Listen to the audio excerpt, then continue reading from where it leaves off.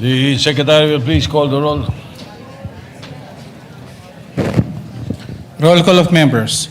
The Honorable Senator Aquino, Senator Cayetano Alan, Senator Cayetano Pia, Senator De La Rosa, Senator Ejercito, Senator Escudero, Senator Estrada, Senator Gatchalian, Senator Go, Senator Hontiveros, Senator Lacson, Senator Lapid, Senator Ligarda, Senator Marcoleta, Senator Marcos, Senator Padilla, Senator Pangilinan, Senator Tulfo Erwin, Senator Tulfo Rafi, Senator Villanueva, Senator Villar Camil, Senator Villar Mark, Senator Subiri. The Senate President is present. With 20 senators present, the chair declares the presence of a quorum. Majority Leader. Thank you very much, Mr. President. Mr. President, we have a number of guests with us today in the gallery, headed by a dear friend of ours. He's the guest of Senator Pangilinan. No other than Congressman Boy Umali of the 2nd District of Oriental Mindoro is here with us today. And we also have with us local officials from the municipality of Katigbian, Bohol, led by our good friend Mayor Benji Oliva. And also we have Vice Mayor Roberto Lagrosas of Manticao, Misamis Oriental, Mr. President. We also have local officials from Barangay Santo Tomas, Laguna. We also have principals and teachers from DepEd Borongan, Eastern Samar that are here with us. We also have some members of the delegation of the 33rd Southeast Asian Games. We have the women's beach volleyball team and the Philippine boxing team here with us today, Mr. President. We have also, these are guests of Senator Joel Villanueva, who is also sponsoring them for a sumptuous dinner later. Nag-sponsor na pala. Mr. President, students from St. James Academy of Malabon led by Miss Jennery Francisco and Miss Mikey Apo is here. Guests from Pampanga Business Circle and local officials from Initao, Misamis Oriental, and Nawaan, Misamis Oriental. Mr. President. All right, we welcome the guests. Nawaan. We welcome the guests to the Senate this afternoon. Thank you for joining us. We also have with us, Mr. President, Acting Mayor Marcos Jun Castro of Mabalacat, Pampanga, with us today. All right. Thank you. Mr. President, I move that we dispense with the reading of the journal of the 49th session Wednesday, February 25, 2026, and consider the same as approved. Any objections? Hearing none, the journal is approved. Mr. President, I move that we proceed with the reference of business. Secretary will proceed with the reference of business. My apologies, Mr. President, so that we can hasten the proceedings. I move to withdraw my motion so that we can proceed already with third reading matters. Oh yes, more importantly, the third reading for today. So, what is this? What is this treaty? I forgot. Yes, Mr. President, I forgot the text message of Attorney Mavic Garcia last night. Naunahin namin yun. Mr. President, I move that we approve on third reading proposed Senate Resolution number 315. I so move, Mr. President. Any objection? Hearing none. The proposed Senate Resolution 315 is to be considered on third reading. The Secretary will read the title of the measure and conduct a roll call vote.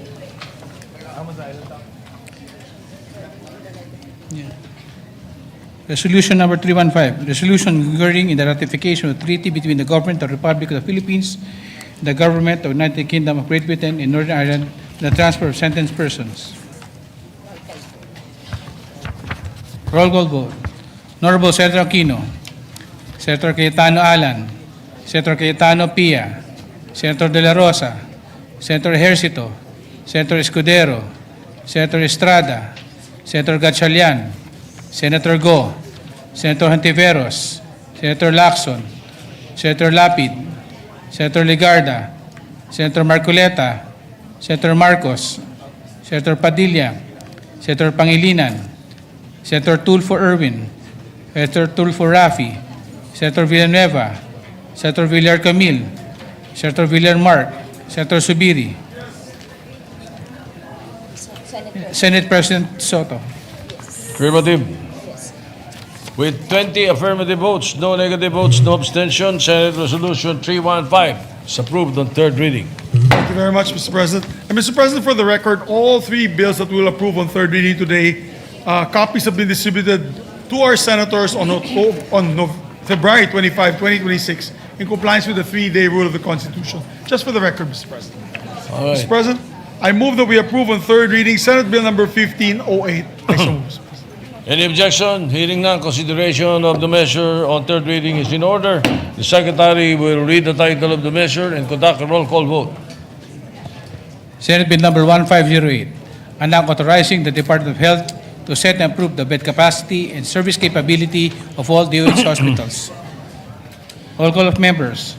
Senator Aquino, Senator Cayetano Alan, Senator Cayetano Pia, Senator De La Rosa, Senator Ejercito, Senator Escudero, Senator Estrada, Senator Gatchalian, Senator Go, Senator Hontiveros, Senator Lacson, Senator Lapid, Senator Ligarda, Senator Marcoleta, Senator Marcos, Senator Padilla, Senator Pangilinan, Senator Tulfo Erwin, Senator Tulfo Rafi, Senator Villanueva, Senator Villar Camil, Senator Villar Mark, Senator Subiri, Yes. Senate President Soto III. Affirmative. With 20 affirmative votes, no negative votes, no abstention, Senate Bill 1508 is approved on third reading. Thank you very much, Mr. President. Congratulations to the sponsors of the two measures.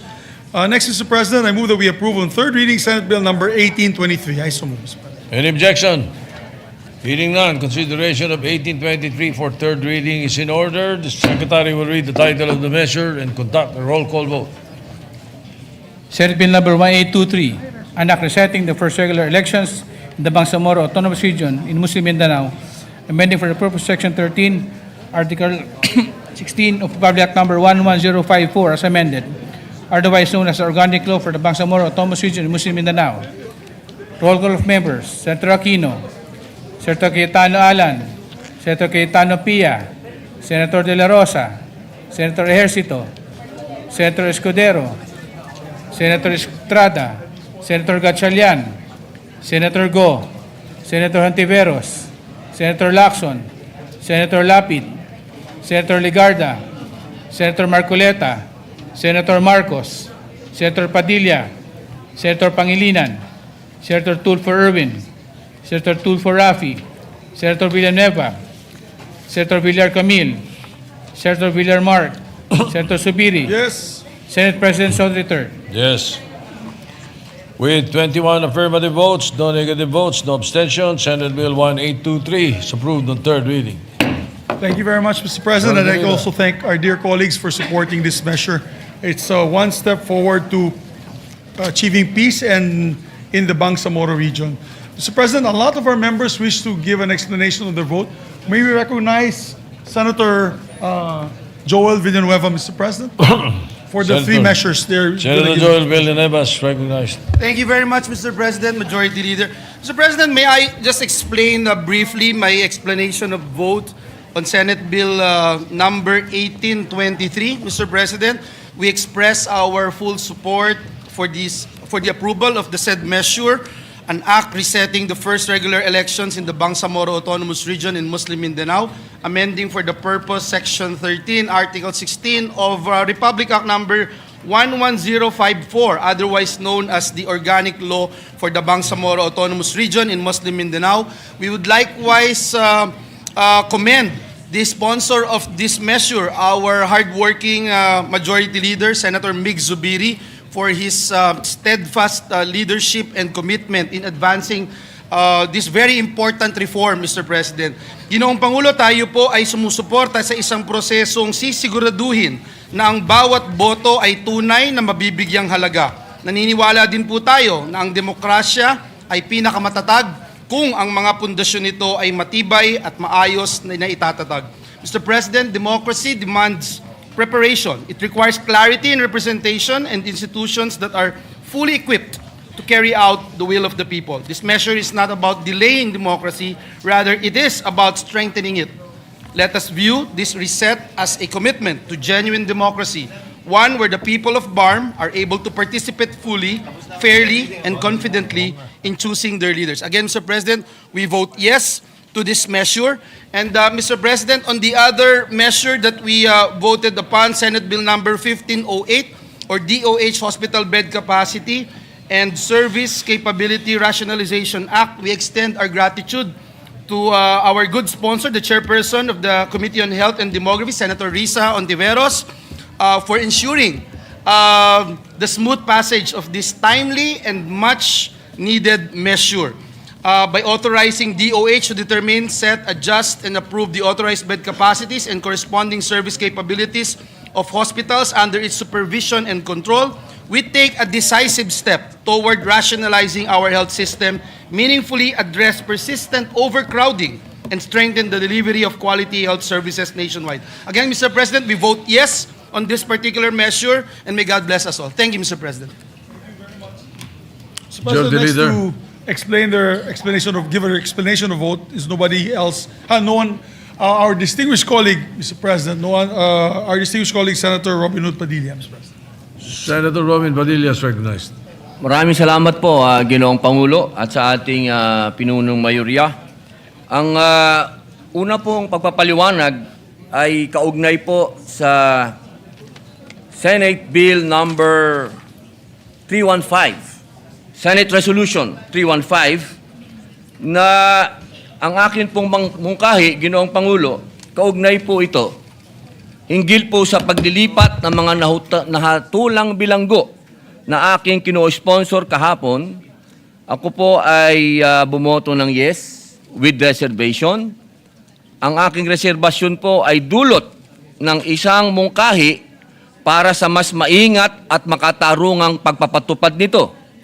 Nauunawaan ko po na masusi ng napagdiskusyonan ang mga detalye ng kasunduan.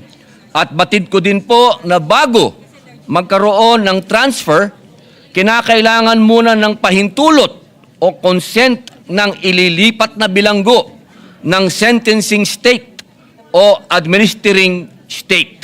Kaugnay nito, nais kong imungkahi sa Department of Justice na sa mga pagkakataon ang nahatulang individual ay napatunayang nagkasala ng karumal-dumal o heinous crime, marapat ay pagdusahan muna niya ang kanyang sentensya ng ilang taon sa bansang nagpataw bago siya pahintulutang mailipat sa administering state.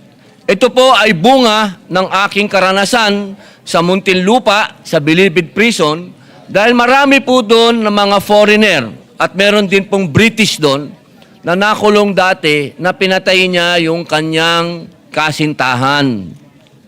At siya po ay nahatulan na makulong ng reclusion perpetua. Sana po ay bago siya pahintulutang mailipat doon sa kanyang bansa ay pagdusahan muna niya yung kanyang krimen doon sa minimum sentence. Huwag naman po kaagad na padadala doon. Alam naman po natin na masyadong ang kanilang kulungan doon sa bansang iyon ay masyadong komportable. Dahil Pilipina po, yung mga ganitong heinous crime, sana magdusa dito. At ganun din po, payag naman akong mailipat doon eh. Yung mga crime ay tinatawag namin sa loob na murder. Kung mga murder lang ang kaso, ibig sabihin yung umorder lang ng umorder, hindi nagbayad, pwede na ho yun ipadala doon. Sa ganitong paraan, ay mabibigyang diin ang paggalang ng soberenya ng sentencing state.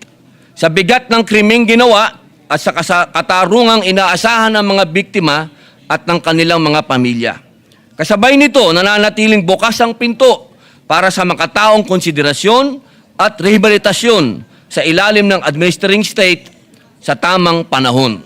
Maraming salamat po.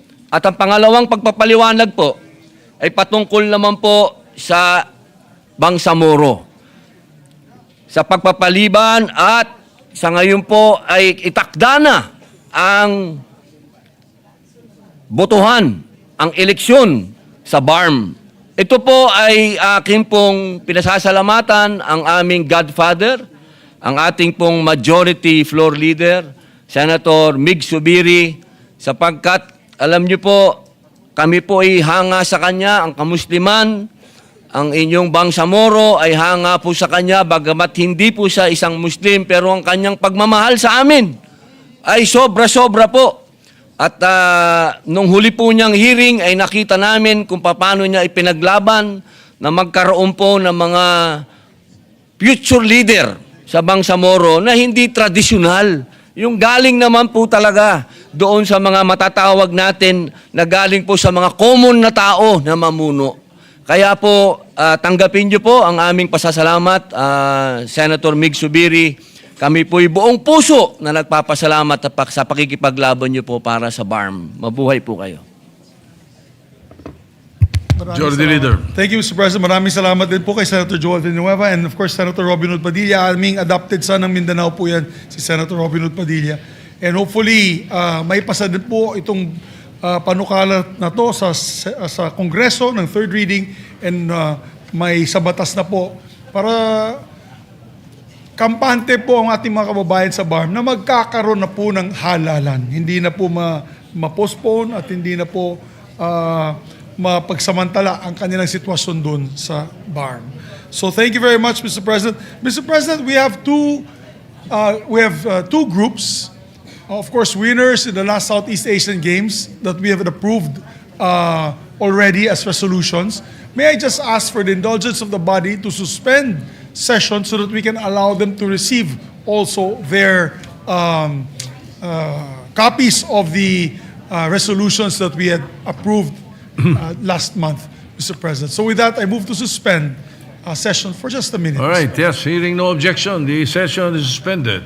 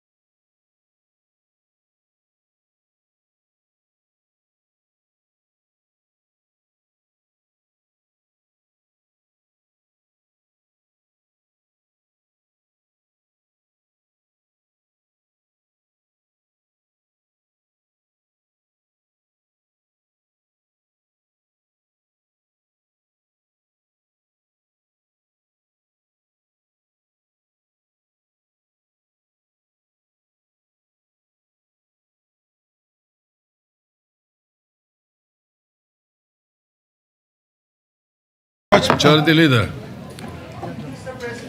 If I may, just very short manifestation, we'd like... Senator Villanueva, yes, what is your Thank you, pleasure? Mr. President. I just wanted to put into the records of this August Chamber the names of our guests today. The boxing team po natin, Ginoong Pangulo, yung isa sa mga naghakot ng pinakamaraming medalya para sa Pilipinas. Nag-uwi po sila ng kabuuang 10 medalya.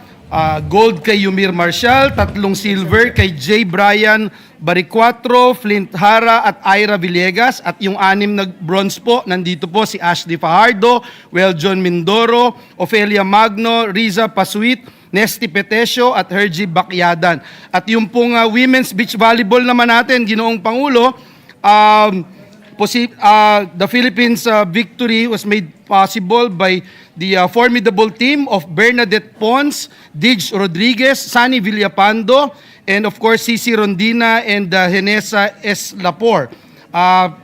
They ended, Mr. President, yung Thailand's 22-year reign and 8-time champion streak. Kaya we congratulate them and we thank our colleagues, especially our Senate President, for commending the efforts of our valiant athletes. Maraming salamat, Ginoong Pangulo. Of course, thank you. Thank you, Senator Villanueva. Majority Leader. Mr. President, may we recognize our distinguished colleague, Senator Erwin Tulfo, for a brief manifestation. Yes, Senator Erwin Tulfo is recognized. Just a quick manifestation, Mr. President. I'd like to thank my colleagues in supporting the concurrence of the Treaty on the Transfer of Sentenced Persons between the Philippines and the United Kingdom of Great Britain and Northern Ireland under Committee Report number 30, proposed resolution number 315. This treaty will allow Filipinos convicted of crimes in the UK to serve their remaining sentence in the Philippines and will facilitate their effective rehabilitation as they will be close to their families and friends and be with other inmates with whom they share the same language and culture. We will continue championing for treaties that will benefit our kababayans, Mr. President. Again, I express my gratitude to my colleagues in supporting this treaty. Thank you, Mr. President. Thank you, Majority Floor Leader. Thank you very much, Thank you, Mr. President. Majority Leader. Thank you, Mr. President. Mr. President, I move to... Oh, 1 second, Mr. President. Are you ready? Is that for autism? I move that we take up bills for amendments.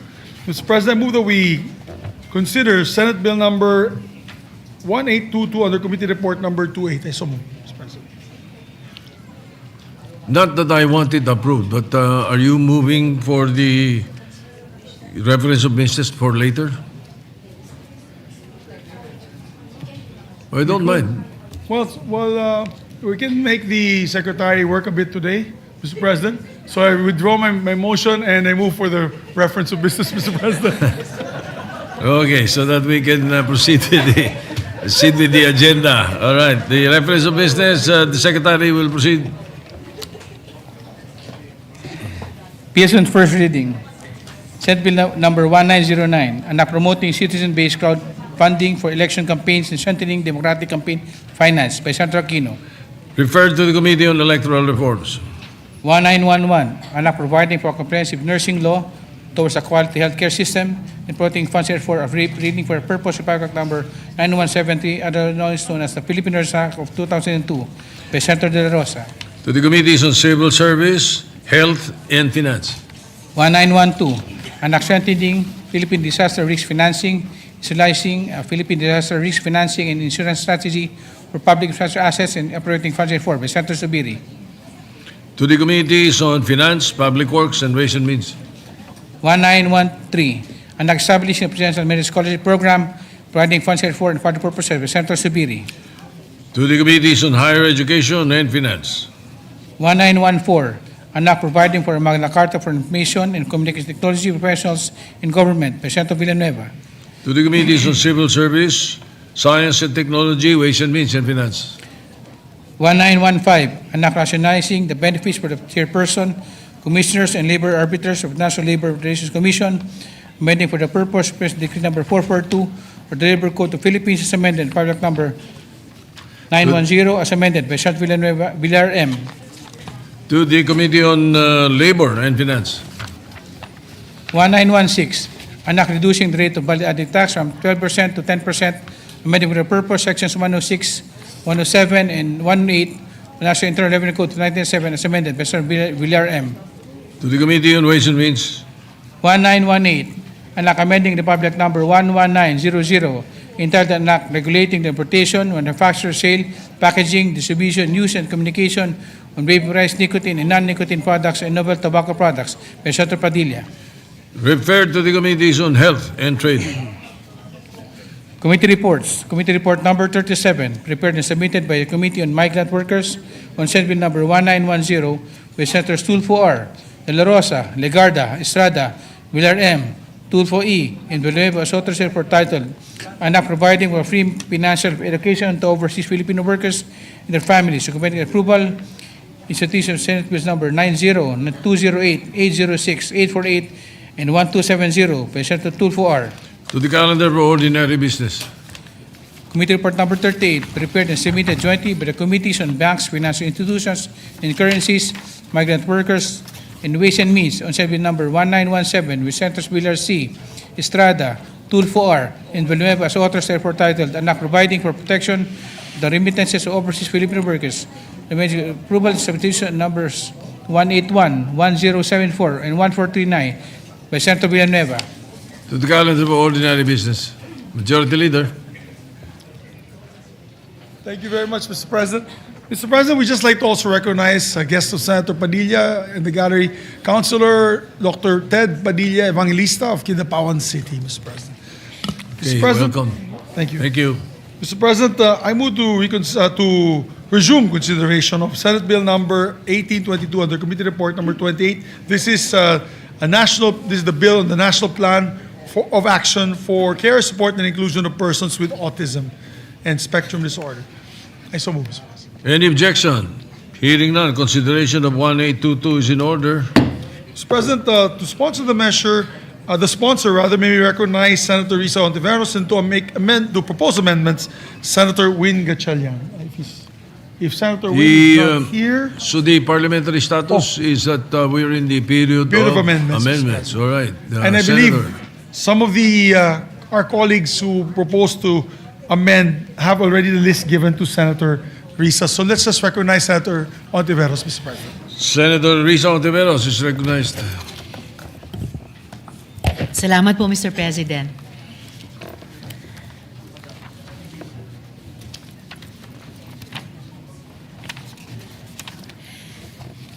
Mr. President, distinguished colleagues, just briefly bago ko po ihain yung mga panukalang amyenda. The amendments before us today refine and strengthen Senate Bill number 1822, the National Autism Care, Support, and Inclusion Act. These proposed changes do not alter the heart of the measure, they deepen it. We align the bill with the Sustainable Development Goals to ensure that our commitments to persons with autism is not only compassionate but sustainable and measurable.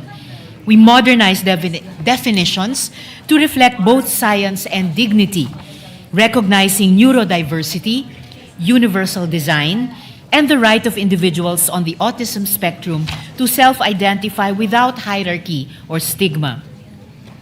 We strengthen the National Plan of Action by requiring measurable targets, baseline service packages, geographic equity, and annual reporting to Congress because inclusion must be accountable. We institutionalize coordination, not only among agencies, but with researchers, professional organizations, civil society, autism self-advocates, and families, ensuring that policymaking is evidence-based and participatory. We reinforce our health system by addressing workforce gaps, expanding PhilHealth coverage, integrating gender-responsive diagnostics, and establishing integrated referral networks. And we strengthen inclusion in education, employment, and community life through concrete mechanisms, not merely aspirational language. Mr. President, I would also like to sincerely thank Senators Pia Cayetano, Sherwin Gatchalian, Joel Villanueva, and Lauren Legarda for their thoughtful and substantive amendments, which have enriched this measure and made it more responsive, more accountable, and more inclusive. Likewise, we recognize the invaluable insights of autism self-advocates, parents groups, professionals, and civil society organizations whose lived experiences and expertise continue to guide us in crafting a law that truly reflects their realities. In sum, these amendments transform the bill from a statement of intent into a structured, measurable, and rights-based national framework. I respectfully submit these amendments for the consideration and support of this chamber. Thank you, Mr. President. First of all, yes, Mr. President. Yes, you may proceed. Thank you, Mr. President. In Section 2, Declaration of Policy, and this is from Senators Joel Villanueva and Pia Cayetano. On page 1, line 9, after the word screening, comma, insert the word diagnosis, comma. You're amending line 9. Line 9, Mr. After President. screening on line 8. Sorry, Mr. President. Yes, I stand corrected, Mr. President. After the word screening on line 8. On line 8, correct. Yes, Mr. President. Insert the word diagnosis, comma. On the same page and line, after the word timely, insert the phrase and evidence-based. I so move, Mr. President. Evidence-based. Anyway, any objection? Hearing none, amendments adopted. Thank you, Mr. President. On page 1, still, line 10, after the word families, insert the following. In accordance with the Sustainable Development Goals, SDGs, for good health, quality education, decent work, and reduced inequalities. These policies, programs, and services shall contribute to sustainable development by building inclusive societies that leave no one behind, ensuring long-term equity, empowerment, and advancement for persons with ASD. I so move, Mr. President. Any objection? Hearing none, adopted. Thank you, Mr. President. In Section 3, definition of terms from this representation, on page 2, delete lines 6 to 10 and replace with the following. 6 to 10. Yes, Mr. President. And replace with the following.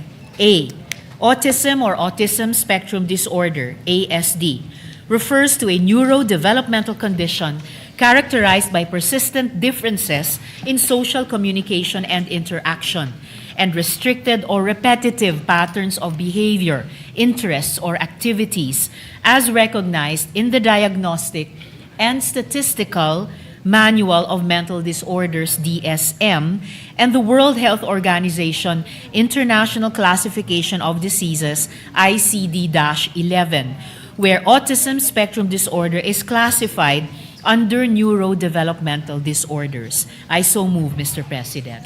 Any objection? Hearing none, the amendment is adopted. Thank you, Mr. President. On the same page, line 11, after the abbreviation ASD, insert the following. References in this act to persons with autism spectrum disorder, or autistic persons shall be understood as equivalent and non-hierarchical, and shall not be construed to diminish the dignity, identity, or self-identification of individuals on the autism spectrum. I so move, Mr. President. Any objection? Hearing none, adopted. Thank you, Mr. President. On the same page, between lines 21 and 22, insert a new subsection EF to read as follows. E.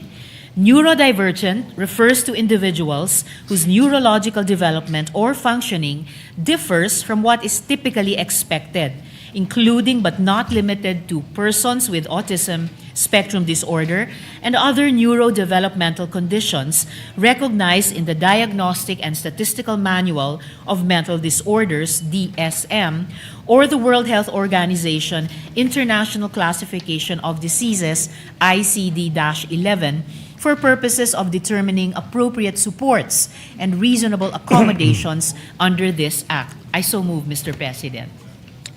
This forms part of Section 3. It forms part of Section 3, Mr. All right. President. Any objection?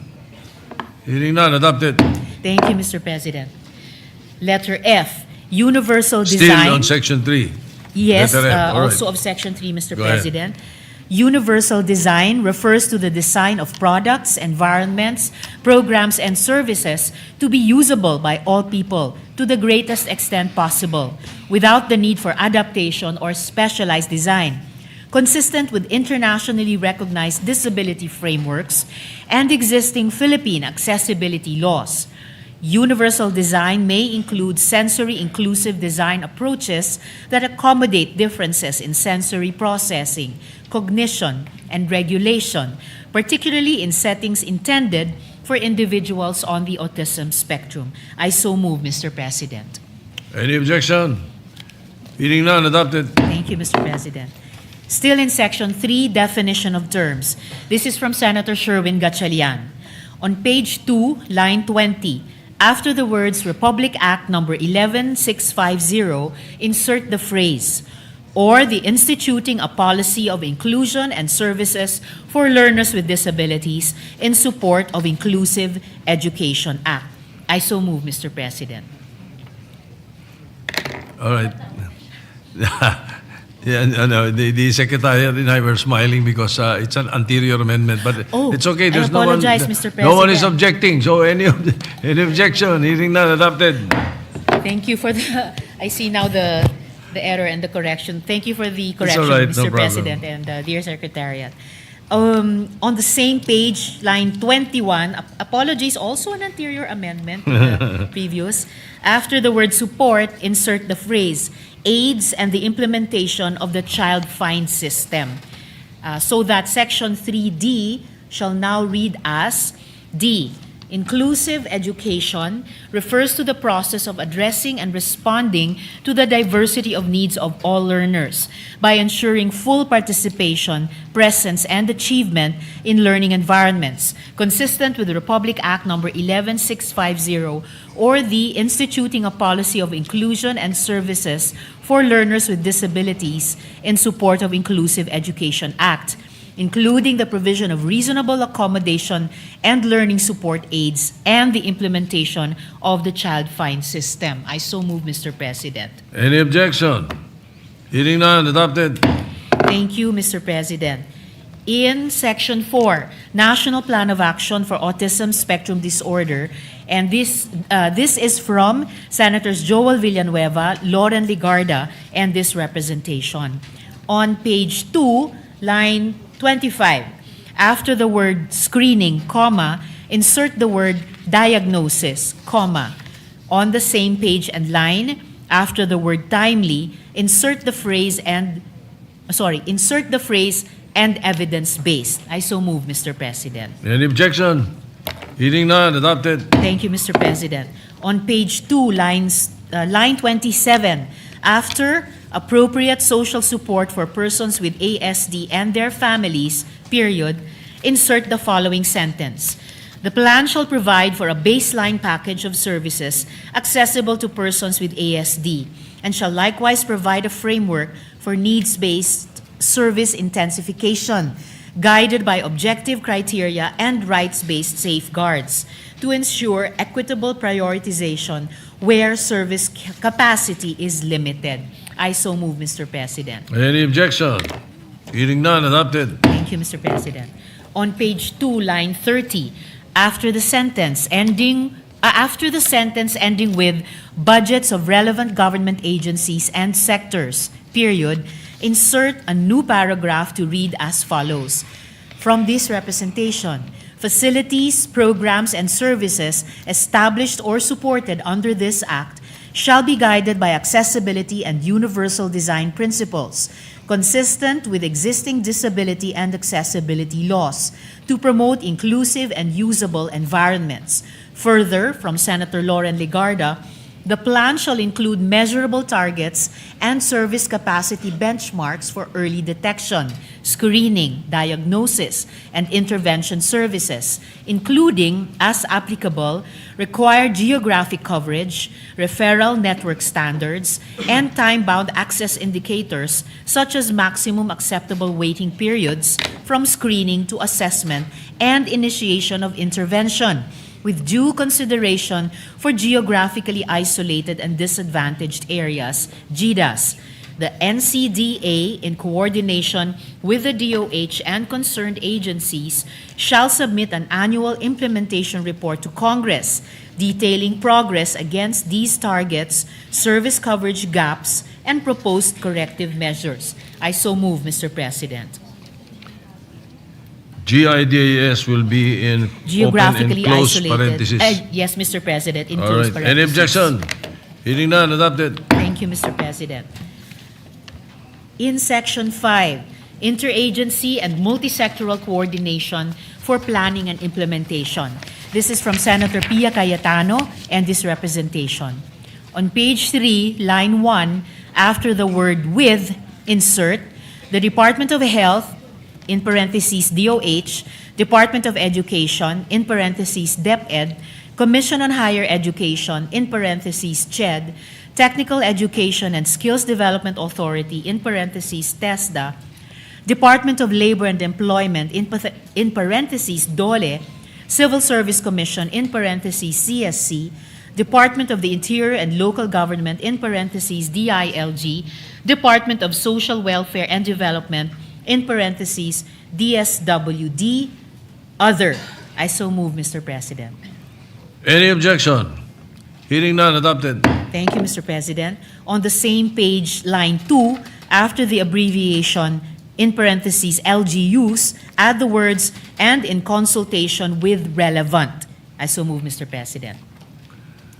That means in consultation with relevant civil society organizations. Yes, Mr. President. Any objection? Hearing none, adopted. Thank you, Mr. President. The first paragraph of Section 5 will now read as, the NCDA shall lead in the formulation of the National Plan of Action for Autism Spectrum Disorder in coordination with the Department of Health, DOH, Department of Education, DepEd, Commission on Higher Education, CHED, Technical Education and Skills Development Authority, TESDA, Department of Labor and Employment, DOLE, Civil Service Commission, CSC, Department of Interior and Local Government, DILG, Department of Social Welfare and Development, DSWD, other concerned national government agencies, local government units, LGUs, and in consultation with relevant civil society organizations, autism self-advocates, parents groups, and other stakeholders. As adopted. All right. Yes, Mr. President. You may proceed. Thank you. In Section 5, interagency and multisectoral coordination for planning and implementation. From this representation. On page 3, between lines 3 and 4, insert a new paragraph that reads as follows. The NCDA, in coordination with the DOH, shall strengthen collaboration with academic and research institutions, including the University of the Philippines National Institutes of Health, UPNIH, in parentheses, the Jose R. Reyes Memorial Medical Center, in parentheses JRRMMC, and the National Center for Mental Health, in parentheses NCMH, and professional organizations specializing in neurodevelopmental disorder, to support autism research, surveillance, data collection, and evidence-based policymaking. Such collaboration shall include, but not be limited to, the establishment of research partnerships, data sharing mechanisms, and the integration of research findings into the plan. I so move, Mr. President. Any objection? Hearing none, adopted. Thank you, Mr. President. In Section 6, Early Detection, Screening, and Diagnosis, from Senator Sherwin Gatchalian and this representation. From this representation, on page 3, line 12, after the word protocols, insert comma and the phrase, including approaches that are gender responsive and attentive to sex-based differences in clinical presentation in order to reduce the risk of delayed or misdiagnosis among women and girls. I so move, Mr. President. Any objection? Hearing none, adopted. Thank you, Mr. President. From Senator Gatchalian, on the same page, line 14, after the word professionals, insert comma and the word specialists. Section 6 shall now read as Section 6, Early Detection, Screening, and Diagnosis.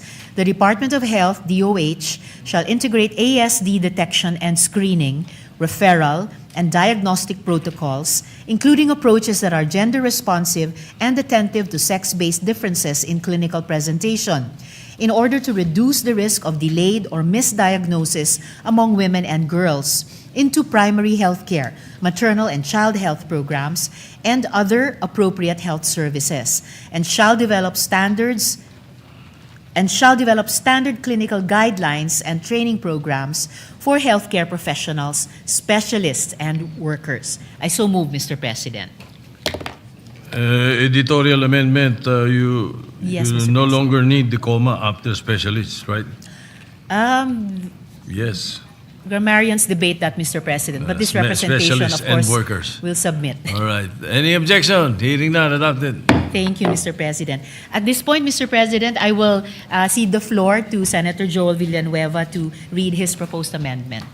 Senator Villanueva is recognized. Thank you very much, Mr. President. Thank you to our dear colleague who's been working double time for this very important measure, Mr. President. Mr. President, before I introduce this amendment in page 3, lines after line 14, Mr. President, may I just put into the records, Mr. President, as we have been talking extensively with the sponsor, with Senators Gatchalian, Senator Pia Cayetano, and the rest of our colleagues here. Mr. President, may we just put into the records of this August Chamber, how many, distinguished sponsor, if we have the numbers, how many development pediatricians do we have in the country?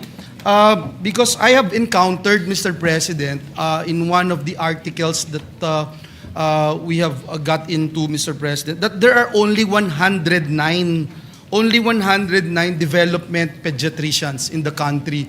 And as I mentioned earlier, Mr. President, during the course of debates, Mr. President, this representation had experienced extremely difficult experience of looking for development pediatrician. And that's why this particular measure is very personal for this representation, Mr. President. Maybe, Mr. President, if indeed it is correct to say that there are only, and the records will bail me out, and I am ready to be corrected, if there are only 109 development pediatricians in the country. Because in my experience, Mr. President, there are only 2. During the time that we were going back and forth to different hospitals in Metro Manila, there are only 2 developmental pediatricians, namely Dr. Dimalanta and Dr. Reyes, Mr. President. So I'm glad to actually find out that there are 109. I don't know if this is a correct figure, Mr. President. Is that correct, Your Honor, distinguished sponsor? Mr. President, the good gentleman from Bulacan has demonstrated another reason that the bill is important. Pati yung database po, hindi pin down talaga. Kung dalawa lang, and so named by the good gentleman, or talagang 109. Kahit pa nga po umabot na tayo sa 109, napakaliit po ng proportion sa 117 million Filipinos, Mr. President. Exactly, Mr. President. And if you look at the data that we have encountered, the 100 in the total 109 developmental pediatricians, 70+% are actually in Metro Manila. And so, tama po kayo, Ginoong Pangulo, napakahalaga nitong panukalang batas na ito. But at the same time, let me also put into the record, Mr. President, na mahirap, hindi humadali yung diagnosis. Especially, and I'm glad that to see Section 6, yung early detection, screening, and the diagnosis, Mr. President. But if you have a child undergoing diagnosis, Mr. President, I know that the good sponsor would agree with this representation. It will take you at least 1 year, Mr. President, at least 1 year to be diagnosed and say that a particular child is actually under the spectrum. Unfortunately, Mr. President, when I made mention about the 2 developmental pediatricians, in order for you to get an appointment with them, it will take you 1 year, Mr. President, to get an appointment alone. And hindi pa ho ito nagagawa yung diagnosis. Sa isang session, hindi naman po kaagad ma-determine na yung isang bata ay nandoon sa spectrum ng autism. So, Mr. President, I'm just wondering if we have a data right now, Mr. President, kung ilan na yung na-diagnose at kung meron din pong data. Kasi, this, as I mentioned, this is kind of personal to me. Meron po bang data na ilan yung na-diagnose, ilan yung hindi na-diagnose, Mr. President? But before you answer, did we get it right? The actual number is 109? Actually, Mr. President, it's impossible to confirm that we actually have that many. That many, yeah. 109 is actually too few for 117 million Filipinos. What is But the since- what is the ideal ratio? For okay. Ideally, Mr. President, it should be within the universal healthcare framework. It should be 1:100,000. Pero iba't ibang specialization. Layo, ah. Of various Layo. specializations, Mr. President. But proportional, I guess, dun sa alam din nating ratio ng 1 out of 1 million ba? That on the average, 1 out of 1 million Filipinos or citizens of any country could possibly be on the ASD spectrum, Mr. President. Yeah, that's- so go ahead and answer the So original, we are the latter pulling question. up the, yes, Mr. President, I'm just pulling up my data from the earlier,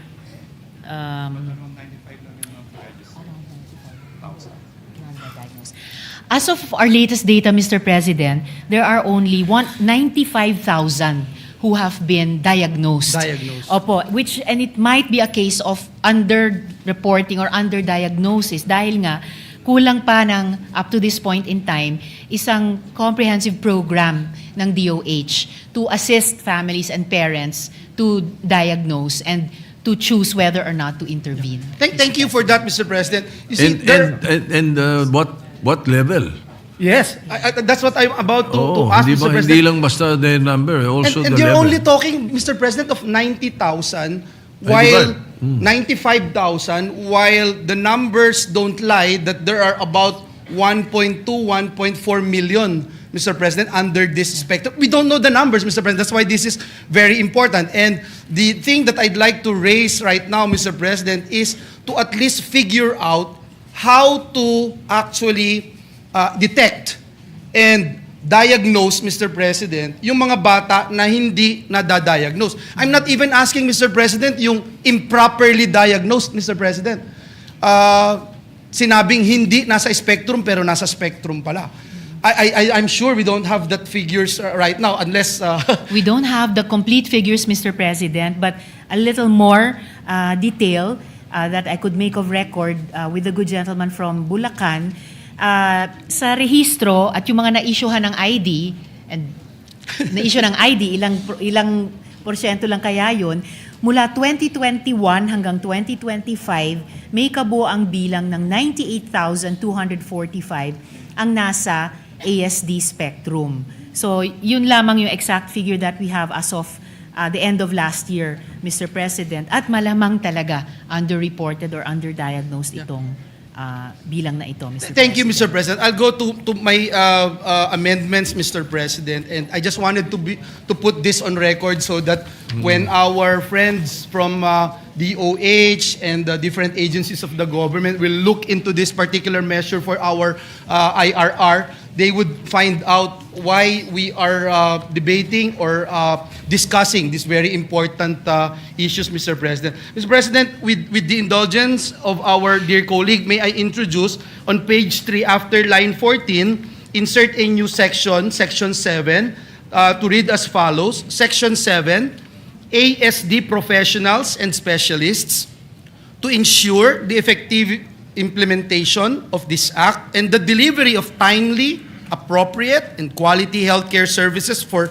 persons with ASD, the DOH, in coordination with the CHED, NCDA, CSC, PRC, and other concerned agencies, shall develop and implement a strategic plan to ensure the adequate number, competency, and equitable distribution of developmental pediatricians, developmental psychologists, child neurologists, speech and language pathologists, occupational therapists, and other qualified health professionals and specialists as may be identified by the DOH nationwide. The DOH and CHED shall closely coordinate and effectively implement measures to strengthen education, training, certification, recruitment, and retention programs to address workforce gaps and ensure accessible ASD-related services across all regions. And we will move also to renumber the subsequent sections accordingly if our good sponsor would agree to this representation. What does the sponsor say? Accepted. Before that, Yes, Mr. President. Senator Pia Cayetano is raising her hand. What is the pleasure of Senator Cayetano? Thank you, Mr. President. With the indulgence of my two colleagues, I am totally supportive of the amendment being proposed by the senator from Bulacan. I may not have caught the exact wording, but may we confirm from both the sponsor and the proponent if we know for a fact that it is CHED who is in charge when we're already talking about specializations and subspecialties, because from what this representation knows, that is no longer the ambit of CHED. And, or if it is, they rely heavily on the professional association. So we might be now giving CHED a new job. A quick search tells me that it is not. It is no longer part of their mandate. So can we just check that? Because I fully support that somebody should be in charge. This representation, along with the presiding officer, the Senate President, and the proponent, Senator Joel, are the main supporters of the the growth of the medical colleges in this university. So we are one in our goal. But we just want, and maybe that's part of the problem because no one is taking the lead. Nagsusupport nga tayo ng more doctors in medical school, pero itong mga specializations, baka medyo kulang sa direksyon. So 100% in support of this amendment, but let's be clear kung whose job it is, who determines the numbers. Maybe it's even more DOH. And then maybe CHED will be working with the professional organizations. I don't know exactly, but I'd like our honors here to consider this input. Thank you. Thank you very much, Mr. President. And if I may, Mr. President, in the amendment that we are introducing, the good gentle lady from Taguig and Patera, Senator Cayetano, is correct. That when you talk about the curriculum, Mr. President, it's under the Commission on Higher Education. And in this particular case, we wanted to include the PRC so that they would come in and ensure that they're regulating the Professional Regulation Commission would be regulating these associations, this or professional organization, Mr. President. And the last but not the least, Mr. President, the main point that we are trying to drive at, Mr. President, is the fact that there are so very few developmental pediatricians na sila pa po, Mr. President, tanging sila lang ang makakapag-pinpoint at magsasabi that a child is in the spectrum. Pero may mga ilan po na po pwede silang itap as being overseen, may oversight function naman ng DOH, na maaari, Mr. President, na may mga ilan po na professionals that they can actually pinpoint, Mr. President, that a certain child is in the spectrum, Mr. President. And that's just what we wanted to accomplish. Not, Mr. President, in any way na mag-overlap, Mr. President, or pakikialaman natin yung developmental pediatricians when it comes to treatment, Mr. President. So it's just the identification, Mr. President, and screening, Mr. President, that a child is actually in the spectrum, Mr. President. I submit, Mr. President. Mr. President, Yes, Senator Ontiveros, this sponsor. in relation to the point raised by Senator Pia Cayetano, the good proponent may wish to consider this as an amendment to his amendment. That on that fifth line, coordination with the CHED, NCDA, CSC, PRC, the good gentleman from Bulacan may wish to consider also to include the Jose Reyes Memorial Medical Center as a national specialty center. For the consideration of the proponent. Yes, Mr. President, we fully support that, Mr. President. So. Senator Cayetano, you are originally concerned about the inclusion of CHED. So what is your Yes. pleasure?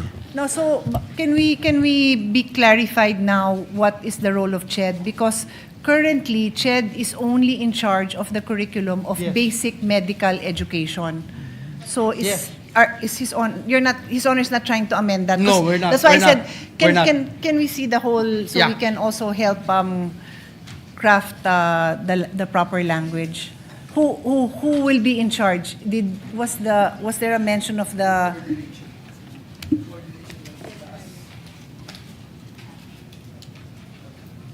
It will just be, Mr. President, in coordination with CHED because they are the ones in charge of the medical curriculum, Mr. President. All right. And the idea being mentioned by the Yes. sponsor also, well, yes, but isn't it not very clear when we say healthcare services with persons with ASD, the DOH in coordination with CHED. yung binabanggit yung hospital, under the DOH yun eh. So yes, when that we is say correct. the DOH, it's encompassing of everything under the Department of Health. That is correct, Mr. President, but I offered it as a proposed amendment to the amendment of the proponent dahil po ang JRMMC ay isang National Specialty Center na in charge din sa training nung mga medical professionals and specialists, including developmental pediatricians, Mr. President. Just for the consideration of the good proponent. I don't mind, Mr. We'll leave it President. to the proponent. I don't mind, Mr. President. You will accept that. Of course, But Mr. let us wait President. for the proposal of Senator Cayetano because that was ahead.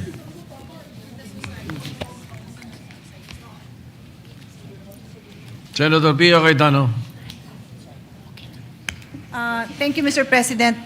It's a long provision, no? So thank you for the copy. I'm okay with it, Mr. President, because basically it's a very general statement that DOH shall develop and implement a strategic plan. So Still. DOH can still work with all of these Yes. other agencies. But I heard that His Honor, or is it Her Honor, that mentioned PRC, because PRC should be involved. Is that the latest amendment? It is part of this amendment. The Okay, so there's a PRC. Professional Regulatory Commission. And then finally, the medical societies, because it is actually the medical societies who make the curriculum.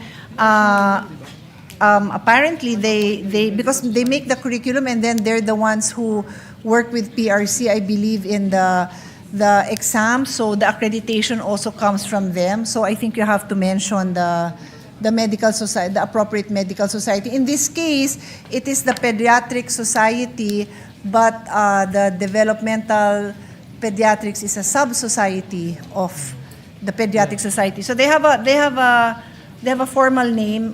You can just look it up. It's easy to find. Pediatric. Anyway, they have an official name. We might as well name them because they're the official.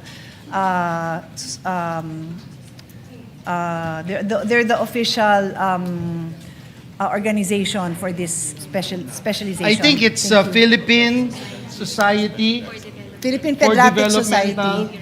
and Behavioral Pediatrician. Yeah. But I suggest that you include their mother society because lahat nung kailangan na professionals ng isang autistic child would fall under pediatrics pa rin. So pediatrics, the Philippine Pediatrics Society, I think that's their name, and that subspecialization, subject to style. That's my recommendation, Mr. President. Mr. Philippine President, Pediatric Society. if Yes, I may- Senator Tiberos. If I may offer a formulation to the gentlewoman from Taguigan Pateros and the proponent, they may wish to consider the wording professional organizations specializing in neurodevelopment disorders. Mas okay. Professional organizations specializing in neurodevelopmental disorders, Mr. President. I'm okay with that. Okay ba yun? Professional organizations Para mas specializing. general. Well, it becomes inclusive of almost everybody involved in the medical society. If you're accepting that, I just want to know where you want to place it. After CHED or after PRC? After PRC siguro. Before other concerned agencies? Yes, Mr. President. I think. Huh? So after PRC? Yes.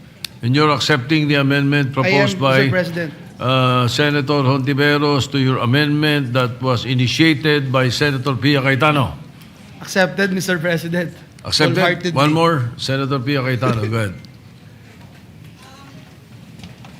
Thank you, Mr. President. We note that the mention of PRC is in the first part of Section 7, but the second in His Honor's amendment, but the last sentence, the second part of Section 7, states the DOH and CHED shall closely coordinate and effectively implement measures. We believe that PRC should also be here in this enumeration, DOH and CHED in coordination with PRC. So that is my amendment, Mr. President. Because to take note that what is being mentioned here is the effective implementation of education, training, certification. Yes. Wait, let's take this one by one. But it's one amendment, Mr. President, so I have to mention it here. Yes, I know. But let us finish off the first amendment. Will you be acceptable to that proposal? Yes, Mr. President. Okay na, yung original, no? Yes. Yes. After, what's After that? the PRC, Mr. President. After PRC. All right, so let's deal with that. Any objection? Adopted. But we continue with the amendment because Senator Pia Cayetano, what line? Ano bang, wala pa yatang line to, Mr. Last President. It's sentence. an amendment. Last sentence. The last sentence Which? that starts with the DOH and DOH. CHED. Uh-huh. So I think I will phrase my amendment this way. After the word CHED, insert the phrase in coordination with PRC. Uh-huh. In coordination with PRC. Or PRC. All right. The What does DOH. the proponent of the amendment say? Subject to style, yes, Mr. Subject to President. style. What does the sponsor say? Accepted, Mr. President. Accepted. Any objection? Hearing none, adopted. But, in total, subject to style. Yes. You move to Yes. amend. Yes, Mr. President. I so move, Mr. President. All right. As amended, subject to style. Any objection? Hearing none, adopted. Yes, You- Mr. President. you may proceed. Last but not the least, Mr. President, and again, this is very fruitful, Mr. President, as our friends from the different government agencies will look into this matter. In Section 7, now renumbered as Section 8 on health and intervention services, may we introduce, Mr. President, on page 3, delete lines 15 to 19 and replace it with the following paragraph. Health and intervention services. The DOH, in coordination with the Philippine Health Insurance Corporation, PhilHealth, and other concerned agencies, shall ensure adequate and equitable coverage and the progressive availability and accessibility of evidence-based assessment, diagnostic, and intervention services for ASD in public health facilities, establish functional and integrated referral networks across all levels of care, and align service delivery with existing health systems to promote continuity, quality, and affordability of care. I submit, Mr. President.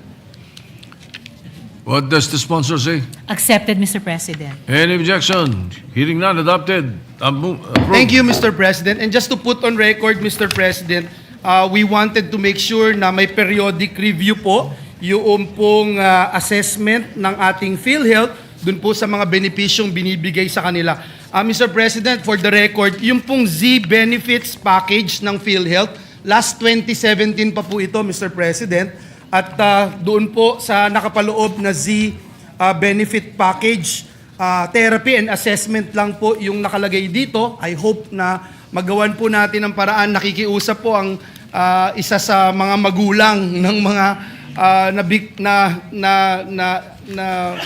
pasok po dito sa autism spectrum, Mr. President. In fact, Mr. President, if you think about it, Senator Pia and I are talking about it a while ago, kung kasama ba talaga sa Z benefits package ng PhilHealth itong mga kababayan po natin na nasa autism spectrum. And ang sagot naman po ay kasama po. But let me also put that on record. And that the good sponsor, Senator Ontiveros, is nodding her head. Nakasama po talaga, Mr. President. But unfortunately, Mr. President, napakababa po ng coverage nito, Mr. President. If I'm not mistaken, sa isang therapy, for example, occupational therapy, hanggang 3,000 to 5,000 lang po ang coverage, Mr. President. Imagine nyo, Mr. President, yung therapy na kailangan ng isang bata ay panghabang buhay po yan, Mr. President. It's really not easy, Mr. President. At napakahalaga po na ang PhilHealth ay maging proactive dito sa mga bagay na ito at ma-provide po nila ng ASD services under the Z Benefits Package itong mga kababayan natin na tinatayang 1 out of 100 Filipino, Mr. President. Yun ho yung ilan sa mga articles na na-encounter natin. Maraming salamat, And Ginoong Mr. Pangulo, at muli sa ating distinguished sponsor. Salamat Alright. din, good gentleman from Bulacan.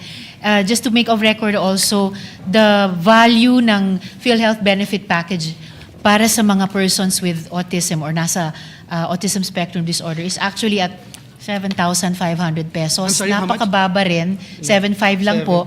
At talagang it's dwarfed by, naalala ko yung statistic na ibinigay nung interpellation ni Senator J.V. Ejercito na maaring umabot sa 100,000 no, ang kabuuang gastos sa isang buong taon. So, what's 7,500 compared to that, Mr. President? Kailangan Maraming talaga salamat po, itaas. Ginoong Pangulo. Maraming salamat. All right, but I understand that you have a proposed amendment to this effect. Yes, Mr. President, it's actually the next one. You may proceed. Thank you, Mr. President. In a new Section 9, PhilHealth coverage and benefit package for persons with autism spectrum disorder.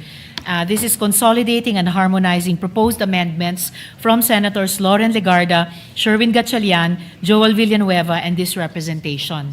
On page 3, after line 19, insert a new Section 9 that reads as follows. Section 9, PhilHealth coverage and benefit packages. Persons with autism spectrum disorder, in parentheses ASD, shall be recognized as persons with disability for purposes of access to benefits and privileges under existing laws, including Republic Act No. 11-22-8 and other applicable statutes. The DOH, the NCDA, PhilHealth, and the LGUs shall establish and implement mechanisms to facilitate the registration of persons with ASD in the DOH Philippine Registry of Persons with Disability, in parentheses PRPWD, and ensure the timely issuance of disability identification cards subject to existing rules and safeguards. PhilHealth, in coordination with the DOH and the NCDA, shall develop, enhance, and periodically review benefit packages responsive to ASD-related health, rehabilitation, habilitation, and intervention needs, including appropriate inpatient and outpatient coverage, consistent with Republic Act No. 11-22-3 or the Universal Healthcare Act.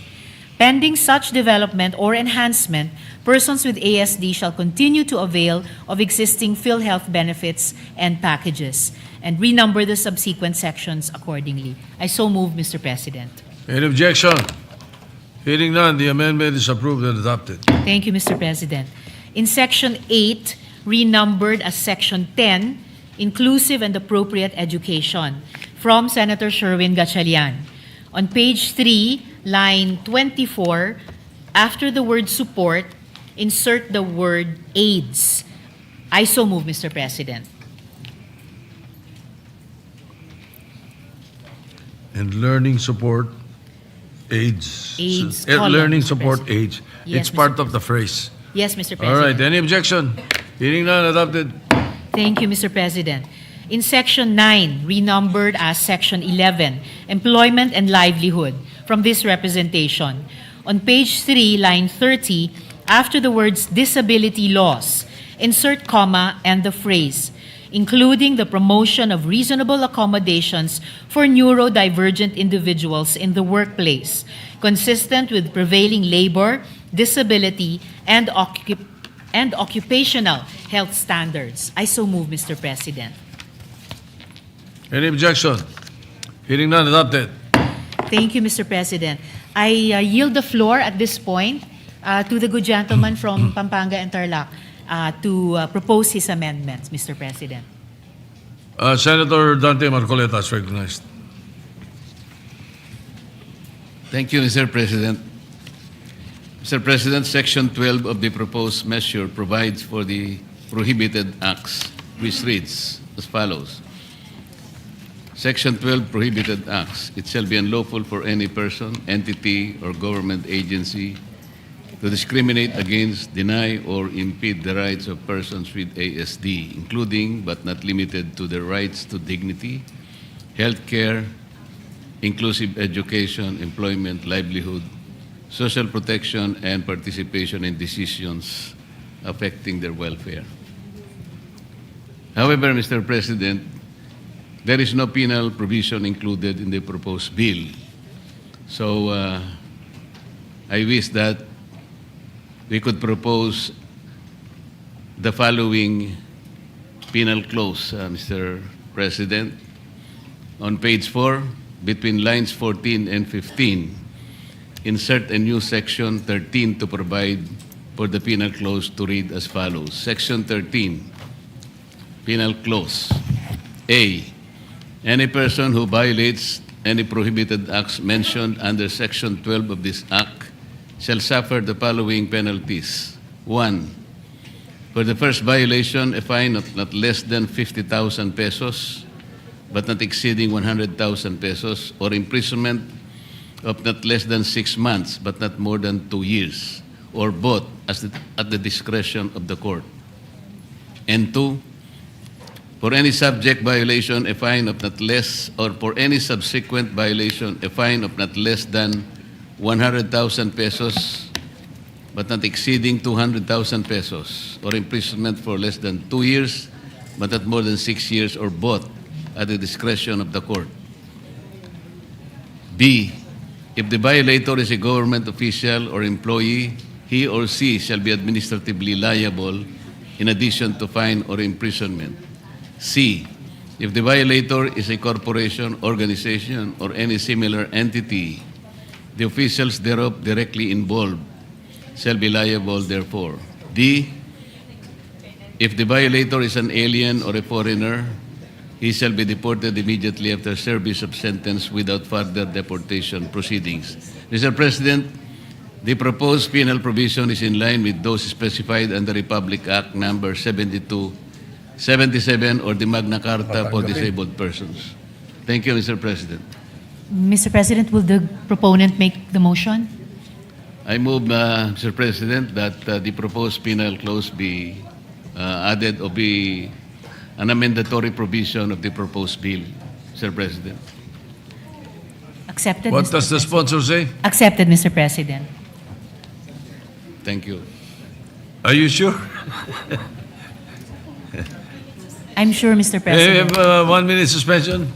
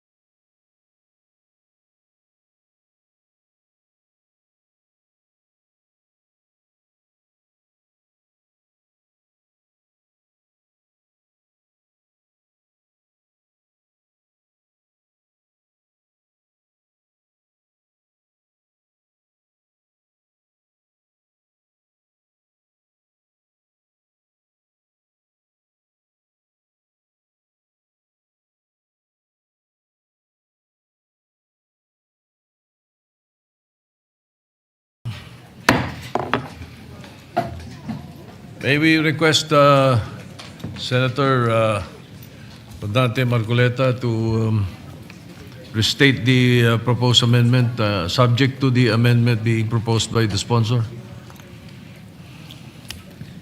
Thank you, Mr. President. On the basis of our discussion, this representation is of the opinion that we should remove the imprisonment aspect, just the civil aspect of the penal clause that is being proposed for amendment, Mr. President. And retain the fines that Yes, you have Mr. proposed? President. Yes. All right. Subject to style. What does the sponsor say? Accepted, Mr. President, with thanks Accepted. to the Senator from Thank you, Senator. Bulacan. Any objection? Hearing none, adopted. Amendments approved. Thank you very much, Mr. President. And lastly, in Section 14, renumbered as Section 16, implementing rules and regulations from this representation. On page 4, line 26, after the word civil society organizations, comma, insert the words professional organizations specializing in neurodevelopment disorders to read as follows. Section 16, implementing rules and regulations. Within 90, in parentheses, numerals 90, days from the effectivity of this act, the NCDA, in consultation with the DOH, JRRMMC, PhilHealth, DepEd, CHED, TESDA, DOLE, CSC, DSWD, LGUs, other concerned government agencies, civil society organizations, professional organizations specializing in neurodevelopment disorders, autism self-advocates, parents groups, and other stakeholders shall promulgate the implementing rules and regulations. I so move, Mr. President.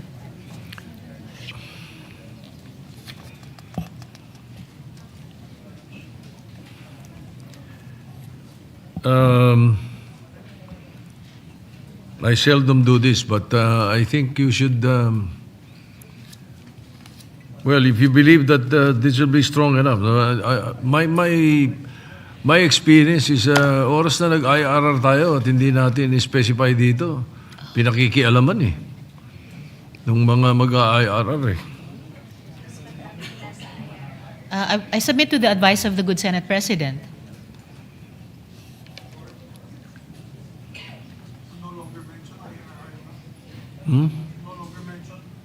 Yes, I think we should not mention it, if you don't mind. I believe, Mr. President. I've seen it. I've seen it in many laws that we have, many bills that we have passed that become into law. Sometimes we could not effectively implement the law because the IRR is not finished. Not You know, released mataon eh. or contrary to what is embodied in the law, Correct. Mr. President. Correct. Sometimes So it maybe we happens. can take out if with the permission of the good sponsor, maybe we can just take out the provision which mentions the IRR. Yes, Mr. President, I'm willing to not move Please. to propose this amendment. And the best Mr. thing is President. for the Committee on Health to exercise oversight over this particular bill. That will be That is a better good, than an that is a IRR. good amendment, Mr. President. We'll do so, Mr. President. All right. Thank No you. more, Thank you, Ben. no further amendments, Mr. No President. further amendments, Majority Leader. I think it will be ideal for us to have a clean copy before we approve on second reading. I'll just move because to of the close, many- Mr. President, I'd move to close the period of amendments. If Yes, all the right. body will agree. Mr. President, with the permission of the body, I move to close the period of amendments. Any objection? Hearing none, period of amendments closed. Thank you, Mr. President. We move to suspend consideration of the measure and wait for the clean copy of the bill. All right. Hearing no objection, the consideration of 1822 is suspended. We also like Thank you, to Mr. make, President. with the permission of the author, Senator Marcoleta would like to also be made co-author of the measure, Mr. President. So for the record, Senator Marcoleta is Yes, Mr. President. made a co-author of the measure. thank you, Mr. President. Go ahead. Thank you. It's now suspended. Therefore, we move to the next item of the agenda, Mr. President. I move that we resume consideration of Senate Bill number 1744 under Committee Report number 26. I so move. Mr. President. Any objection? Hearing none. 1744. Consideration is in order. Thank you, Mr. President. Mr. President, I move that we recognize our distinguished colleague, Senator Joel Villanueva, to sponsor Senator Joel and Villanueva, propose the amendments. sponsor of the measure, is recognized. Thank you very much, Mr. President, Majority Leader. Mr. President, we are ready to receive individual amendments from our dear colleagues, Mr. President, and I think, Your Honor, the distinguished Senate President would like to introduce an amendment, Mr. President. Session is suspended. The President pro tem is asked to ascend to the rostrum.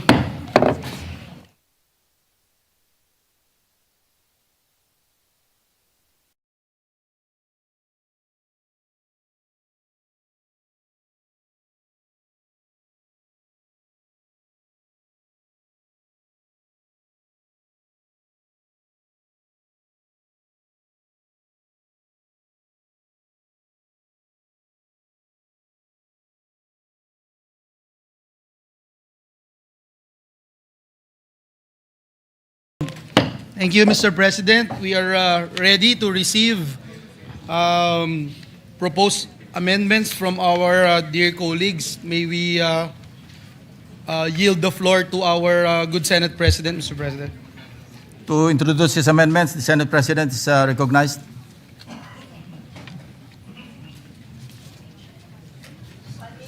One minute suspension.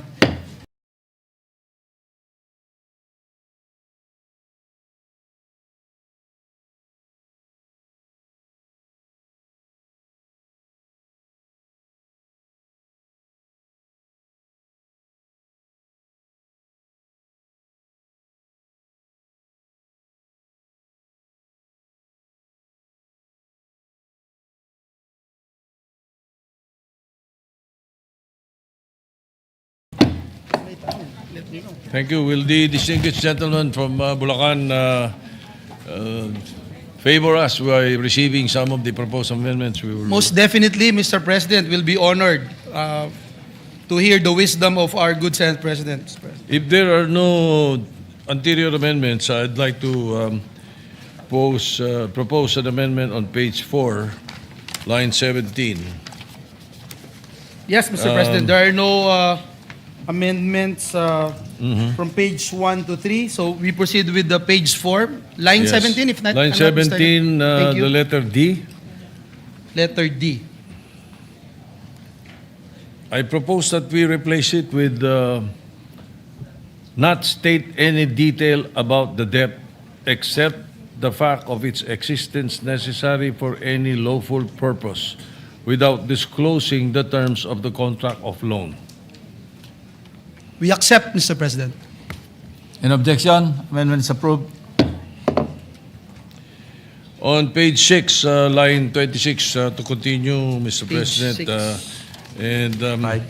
somehow, Mr. President, may I introduce, I think Senator Marcoleta is introducing an amendment on page 5, yes, Mr. sir. President. Yeah, no problem.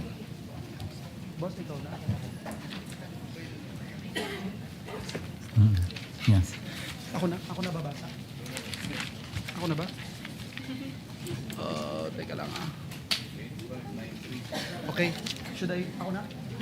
Mr. President, I'll be the one to read the proposed amendment by our distinguished colleague, Senator Marcoleta. On page 5, after line 3, after the word agreement, insert the following.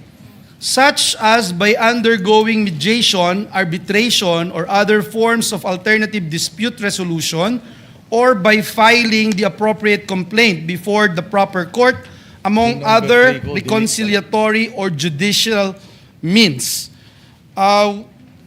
This representation, as the sponsor of the measure, would like to put on record that we accept the proposed amendment introduced by Senator Marcoleta. In objection, hearing none, approved.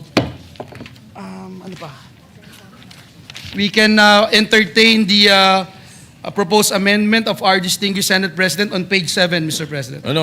Page 6. Page 6, sorry, page 6.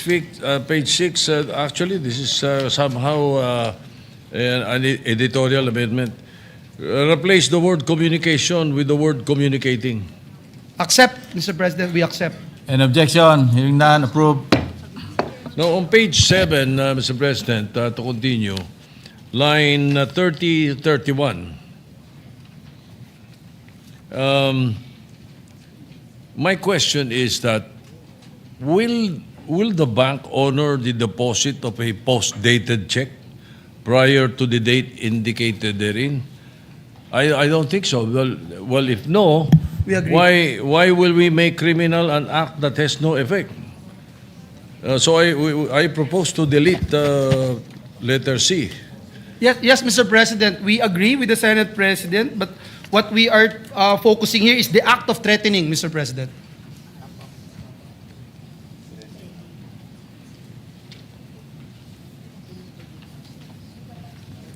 Akala ko may counter sila rin. So, Mr. President, we are amenable to deleting the depositing word, Mr. President. Oh, deleting the Depositing or. depositing or threatening. Yes. Yes. The entire letter C. We wanted to retain, Mr. President, the threatening. Okay. Because we are only after the Oh, act sige. of threatening. Depositing. Okay. Yes, all right. Mr. President. I accept, Mr. President, just to delete. Kindly read the whole amendment Depo- on line 30 and Line 31. 30. My proposed amendment was to delete it, but apparently, because of the explanation, I will propose to delete depositing or. Or. Yes. Any objection? Hearing none, approved. Thank you, Mr. President. On page 9, if no anterior amendment on page 8.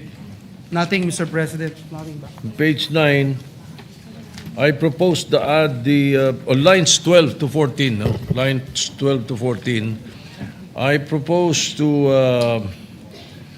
add the following words: that either the creditor or the debtor took the matter to court. This will be in lines 13 to 14 to read as follows. So it will now read as follows. The debtor, after they have informed the debt collector through any verifiable means that the debt is in dispute and that either the creditor or the debtor took the matter to court. We accept, Mr. President. That makes it clearer, Mr. President. Thank you. We accept. Are you also deleting the word is after debt? Yeah. No. That the debt is in dispute? Are you also proposing to delete That the word the debt- is? 12. Yes, or the debt took the matter to Kindly read the amendment for the Is in record. dispute? No, we retain it, Mr. President. Retain. That the debt is in dispute and Yes, that either yes. the creditor or debtor took the matter to court. Yes. Yeah, that Alright. should be the correct Yes. construction. Any objection? Hearing none, approved. Thank you, Mr. President. To continue, on page 10, Page line 10. 12. 9, 12. Page 10, line 12. At the end of the sentence, add the phrase, without the consent of the debtor. We accept, Mr. President. Any objection? Hearing none, approved. Thank you, Mr. President. Thank you, Mr. Sponsor. And on page 12, if there are no interior amendments on the page There 11. are none, Mr. President. Yes, we go On to page 12. 12, line 7, 9, 7. Upon the request- replace line 7 until the semicolon, from the word upon up to the semicolon, replace it with, upon the request of the debtor, the debt collector shall have a complete accounting of all the details of the debt. Semicolon, provided that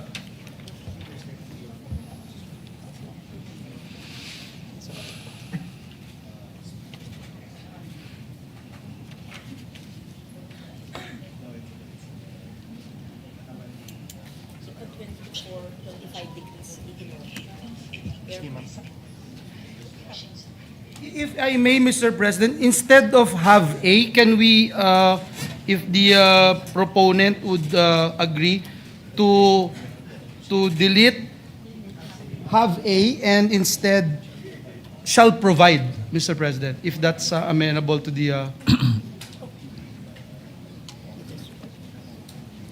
distinguished Senate President. Shall have, you will, you want to use shall provide. Shall provide, Mr. President. I have no objection, Mr. President. I accept, I adopt. Thank you, Mr. President. In objection, hearing none, approved. Thank you.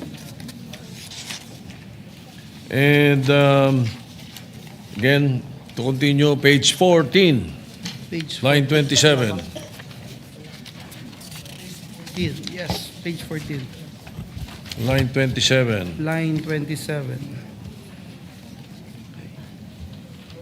After the word department, insert the words with actual human agents and not merely machines or bots. We accept, Mr. President. Comma. In objection, hearing none, approved. Thank you, Mr. President. And finally, on page 15, after section 22, Ano pang isa? Page 20. after the separability clause, add a new section to read as follows. I believe Good. Senator Mr. Gatchalian has an President, amendment sorry, on page there is 14. Page 14, Senator Gatchalian. Yes, I'm sorry. yes, we have a Page 15. Go ahead. There is yes, anterior amendment. thank you, Mr. President. On page, this is from Senator Sherwin Gatchalian. On page 14, line 27, change the word who to which. We accept, Mr. President. In objection, hearing none, approved. Which shall be responsible. Okay. All right. Thank you, Mr. President. Mr. President, there's another one anterior, Mr. President, on page 15, between lines 2 and 3, from Senator Sherwin Gatchalian, insert the following paragraph. The section shall have a dedicated complaints desk to address violations of this act. The section shall act on complaints received through its complaints desk within 5 working days from receipt thereof. Failure of the responsible public official or employee to act on any complaint within the prescribed period shall constitute simple neglect of duty, subject to the filing of the appropriate administrative action based on prevailing Civil Service Commission rules and regulations, provided that in cases where the cause of delay is due to force majeure or other analogous circumstances, the prescribed period mandated herein shall be suspended and appropriate adjustments shall be made, provided further that in such cases of justifiable delay, the responsible public official or employee shall notify the complainant of the reason for the delay and the adjusted period to act on the complaint. We accept the proposed amendment of Senator Gatchalian, Mr. In President. objection, hearing none, approved. Another one, Mr. President, from Senator Gatchalian on page 15, between lines 2 and 3, insert a new section, section 20, which shall read as follows. Section 20, Information and Education Campaign. The section shall conduct a continuing information and education campaign to inform the general public of their rights under this act. The section shall inform, the SEC, shall inform financial consumers of how to identify abusive, deceptive, and unfair debt collection practices and how to avail of rights such as request for issuance of receipts, request for accounting, use of loan cost calculator, and available redress mechanisms. We accept the proposed amendment by Senator Gatchalian, Mr. In President. objection, hearing none, approved. We yield the floor to our dear Senate President. Thank you, Mr. President, Mr. Sponsor. On page 15, Your Honor, after section 22, add a new section to read as follows. Good faith requirement. The protections under this act shall only apply to debtors who invoke them in good faith and shall not be available to those who invoke such protections for the purposes of evading payment of the obligation. We accept, Mr. President, as this is very important to, again, emphasize na ang utang ay isang obligasyon, Mr. President. We accept. In objection, hearing none, approved. and renumber the succeeding sections, Mr. President. So renumbered. I'm done. Thank you very much. Thank you. Your Honor. Thank you, Mr. Thank President. you, Mr. Senate President. Mr. President, one last or two more. One last proposed amendment from our dear colleague, Senator Gatchalian. On page 15, line 20, delete the words at least 2 national papers and replace it with in a newspaper. So the sentence shall now read as follows. This act shall take effect 15 days after its publication in the official gazette or in a newspaper of general circulation. We accept, Mr. President. Any objection? Hearing none, approved.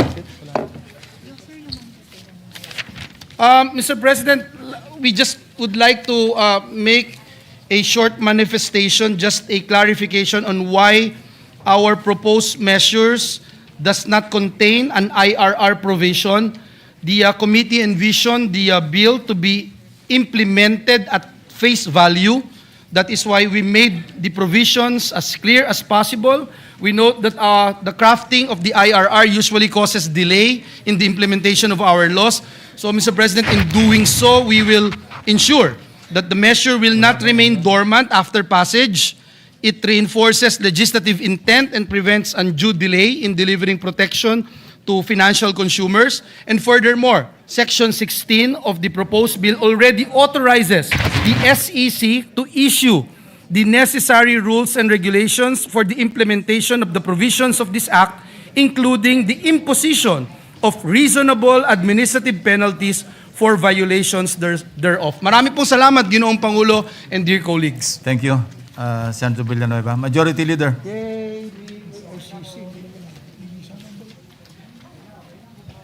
Thank you very much, Mr. President. Mr. President, with that, I move to close the period of amendments. Any objection? Hearing none, period of amendments is hereby closed. Mr. President, I move that we approve on second reading Senate Bill number 1744 under Committee Report number 26. Any objection? Hearing none, Senate Bill 1744 under Committee Report 26 approved on second reading. Congratulations. Thank you very much to the sponsor. Congratulations in order as well. Thank you. Mr. President, I move to suspend consideration of the measure. Any objection? Hearing none, consideration of the measure is suspended. May I ask for a minute suspension, Mr. President? 1 minute suspension. Sponsor.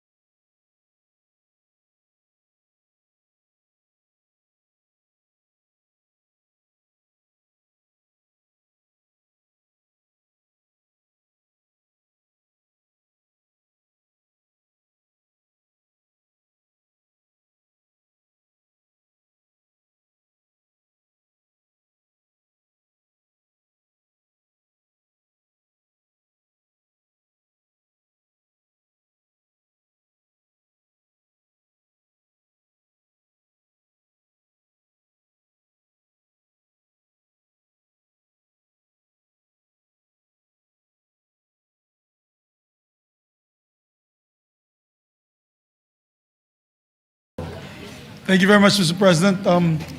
Our distinguished colleague, our Senate President pro tempore, would like to be recognized to avail of the privilege hour. May we recognize our distinguished colleague, Senator Panfilo Lacson. The President Pro Temp, Senator Ping Lacson, is recognized. Thank you, Mr. President. Mr. President, distinguished colleagues, I rise today on a matter of personal and collective privilege. As chairman of the Senate Blue Ribbon Committee, I have been subject of criticisms for not scheduling the 18 ex-military personnel who faced the media in an organized press conference at the historic Club Filipino on the eve of the 40th EDSA People Power Revolution to be called and testify before your committee on accountability of public officers and investigations. During the said press conference last February 24, these 18 individuals made claims on their supposed knowledge as former security personnel of one of the key personalities in the flood control scandal, former Congressman Saldico. To be clear, while every imputation of a crime warrants our attention, none deserves our blind deference. In the same manner that everyone has a right to be heard, it is not a license to mislead.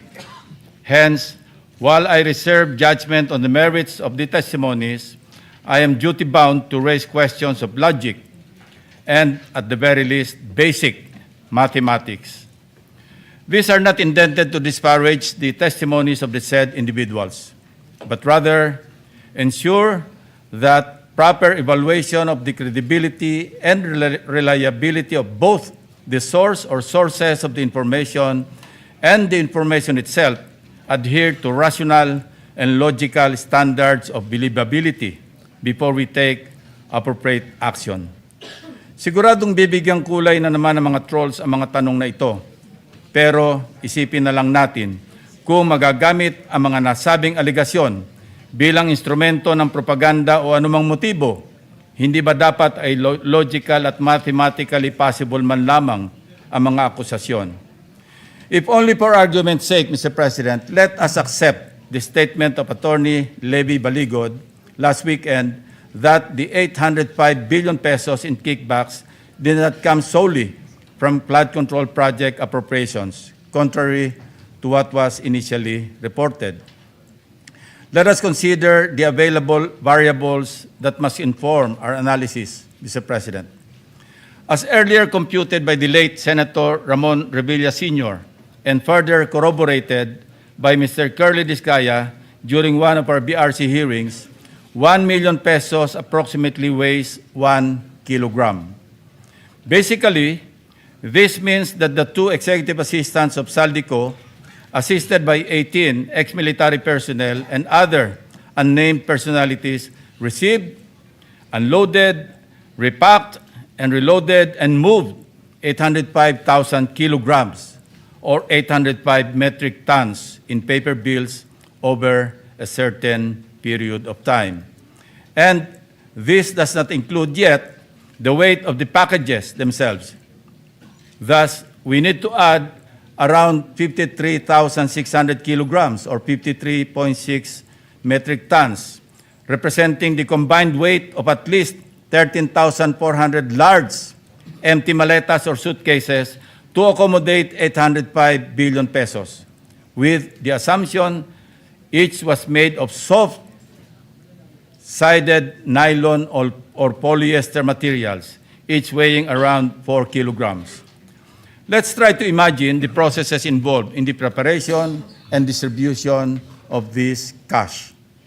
Suppose that the executive assistants or trusted personnel of Saldico, named Mark Tiksay and Paul Estrada, processed 500 million pesos a day, working 24/7, 365 days a year, including unloading, counting, repacking, loading, and delivering the money. This would take 5.5 years or mid-2028. Hindi pa sila tapos mag-deliver hanggang ngayon, Mr. President. If they started in 2023 or mid-2027, if they started as early as the second semester of 2022, when then Congressman Saldico took over the chairmanship of the House Appropriations Committee. Relatedly, one may still ask how such huge sums of money were physically collected and delivered to the residence of former Congressman Ko. To move this much wealth at a limit of 500 million pesos per day, you would need to make 1,610 deliveries to Saldico's Valle Verde 6 residence or somewhere else. Unloading, unpacking, repacking, reloading, and again delivering to different individual recipients. Even if they do it every single day of the year, it would take them 4.4 years to complete the 800 million peso deliveries, Mr. President. We can only imagine the logistical nightmare involved in the magnitude of the operations of former Congressman Saldico. By the way, following the joint narrative of the 18 security personnel, magkano ang natirang kickback kay Saldico? Zero? Was he just a messenger? Nabanggit ng 18 security personnel sa kanilang affidavit na ang bahay ni Congressman Saldico sa Valle Verde 6, Pasig City ay naging bagsakan ng cash kung saan din ginagawa ni Mark Texay, John Paul Estrada at iba pang empleyado ang pagbibilang at pag-impake ng mga ito sa iba't ibang lalagyan. Since former Congressman Saldico served as chairman of the House Appropriations Committee from July 2022 to January 2025, his supposed influence and access to the national budget, assuming he exercised full and unlimited control, were during the period 2023 and 2024 or for a full 2 years. We are also saying here that 85 billion worth of paper bills were encashed from our bank reserves over the years. According to a Bangko Sentral ng Pilipinas, the total physical cash in 2024, meaning the paper bills as well as coins that were currently held by the public and circulating in the economy, including those inside bank vaults, that year stood at 2.7 trillion pesos. That would mean that 400 billion or half of the 805 billion out of the 2.7 trillion pesos of physical cash of 114 Filipinos passed through a single individual, equivalent to around 15% of the total physical cash, both in circulation and those kept in all the bank vaults. Going back to the 805 billion pesos in totality, that was solely and exclusively at Saldico's disposal in 2023 and 2024.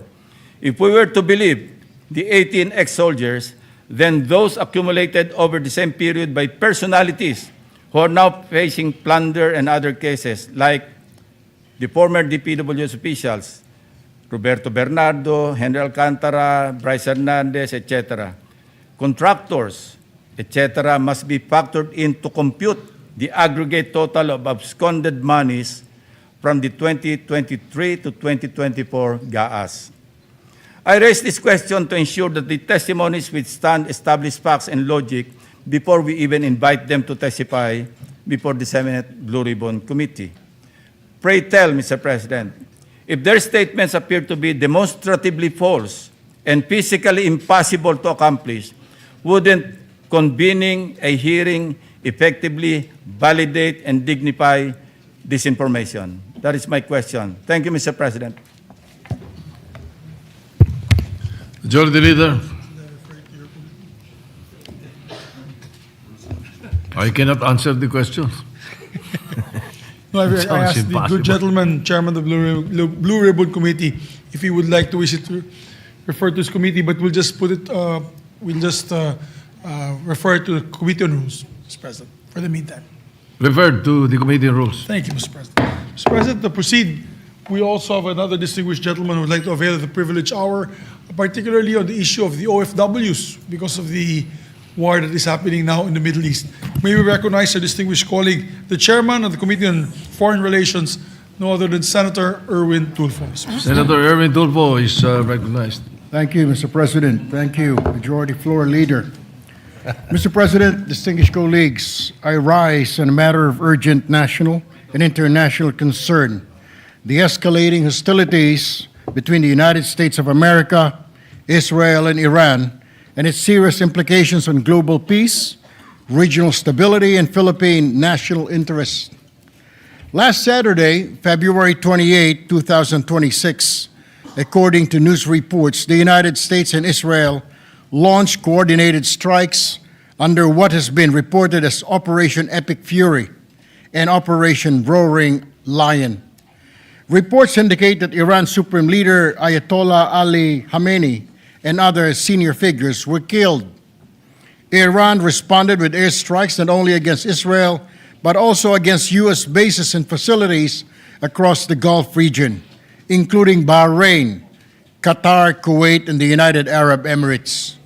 Civilian infrastructure, including major airports such as Dubai International Airport, have reportedly been affected. The recent exchange of direct military strikes marks a dangerous turning point in an already volatile region. Civilian lives have been lost, airports have been closed, oil markets have trembled. The international community watches with apprehension as regional tensions threaten to spiral beyond control.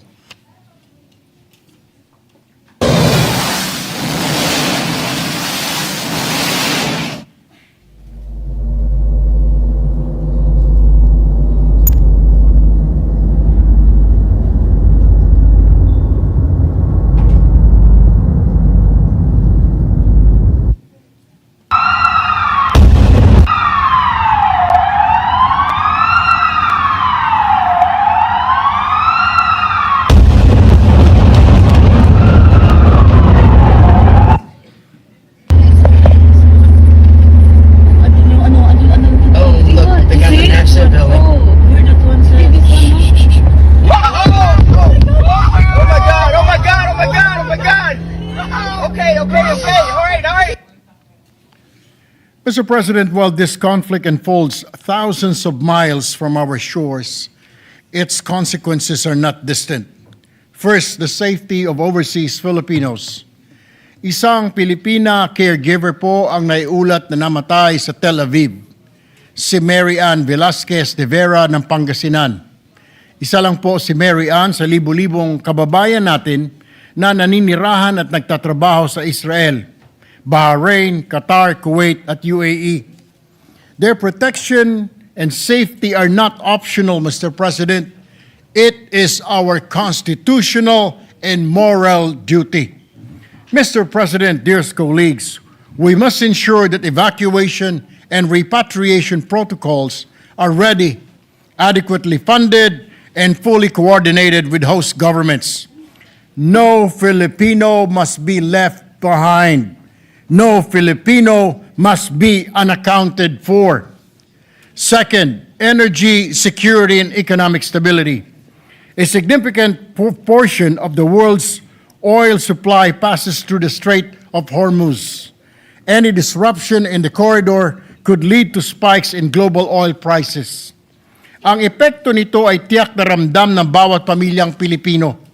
Pagtaas po ng presyo ng gasolina, pagtaas ng pamasahe, pagtaas ng mga bilihin, at panibagong pasanin sa gitna ng patuloy na hamon ng ekonomiya.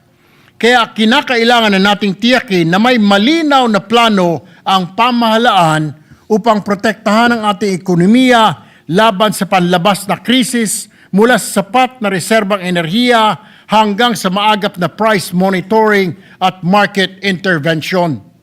Third, the integrity in international law and the rules-based order. The Philippines has consistently anchored its foreign policy on peaceful settlement of disputes, adherence to international law, and respect for sovereignty. Yes, the Philippines maintains long-standing alliances, yet we are equally guided by our Constitution to pursue an independent foreign policy rooted in national interests founded on peace, diplomacy, and order. Escalation and unilateral military actions, regardless of the actor, strain the very international system that protects smaller states like ours.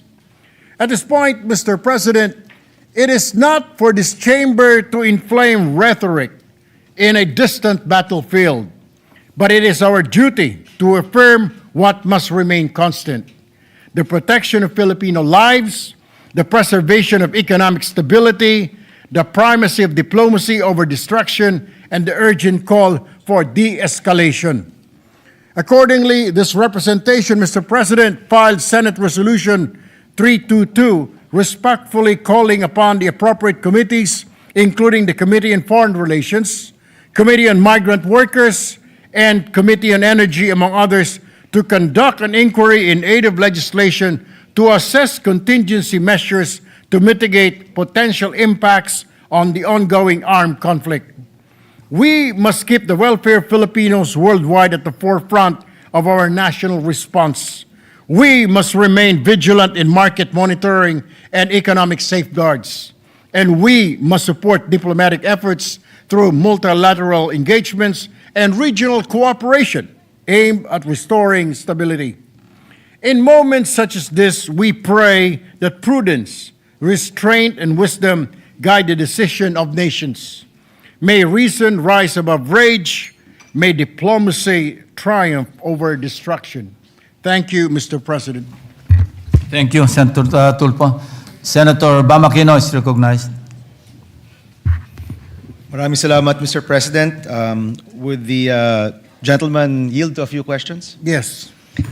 Unang-una po, Mr. President, we support the Chairperson on Foreign Affairs with this move to have a hearing para mapag-usapan ang mga iba't ibang kailangan gawin, no, para matulungan po natin yung mga kababayan natin. I also filed Resolution 321, no? So magkasunod po yung resolution natin at parehas rin po yung subject matter. Yung resolution po natin is calling for urgent measures to ensure the safety, protection, and repatriation readiness of overseas Filipino workers and Filipino nationals in countries affected by the February 28, 2026 United States-Israel strike on Iran and the subsequent region-wide military responses. No? Magkahintulad po, no, yung mga napag-usapan po ng resolution natin, pero nais ko lang pong detalyehin. No?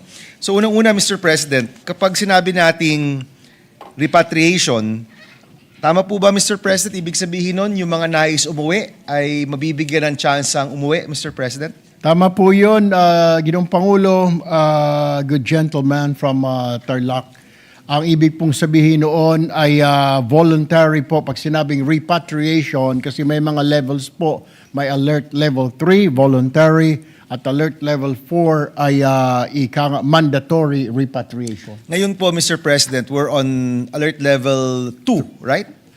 Alert level 2 po sa panayam ko or pakikipag-usap ko po kay DFA Secretary Tess Lazaro. Ang alert level 2 po ay doon sa mga GCC o Gulf Cooperation Council o yung mga bansa tulad ng UAE, Qatar, Kuwait at Oman ang nasa alert level 2, habang alert level 3 naman po ay sa Israel at Syria. At ang alam ko po ay alert level 3 pa rin po doon naman para sa mga kababayan natin na naninirahan sa Iran. And Mr. President, pag umabot na yan ng alert level 4, kailangan na pong umuwi. Papauwi na yung mga OFW natin. Yun po ay mandatory repatriation na po yun.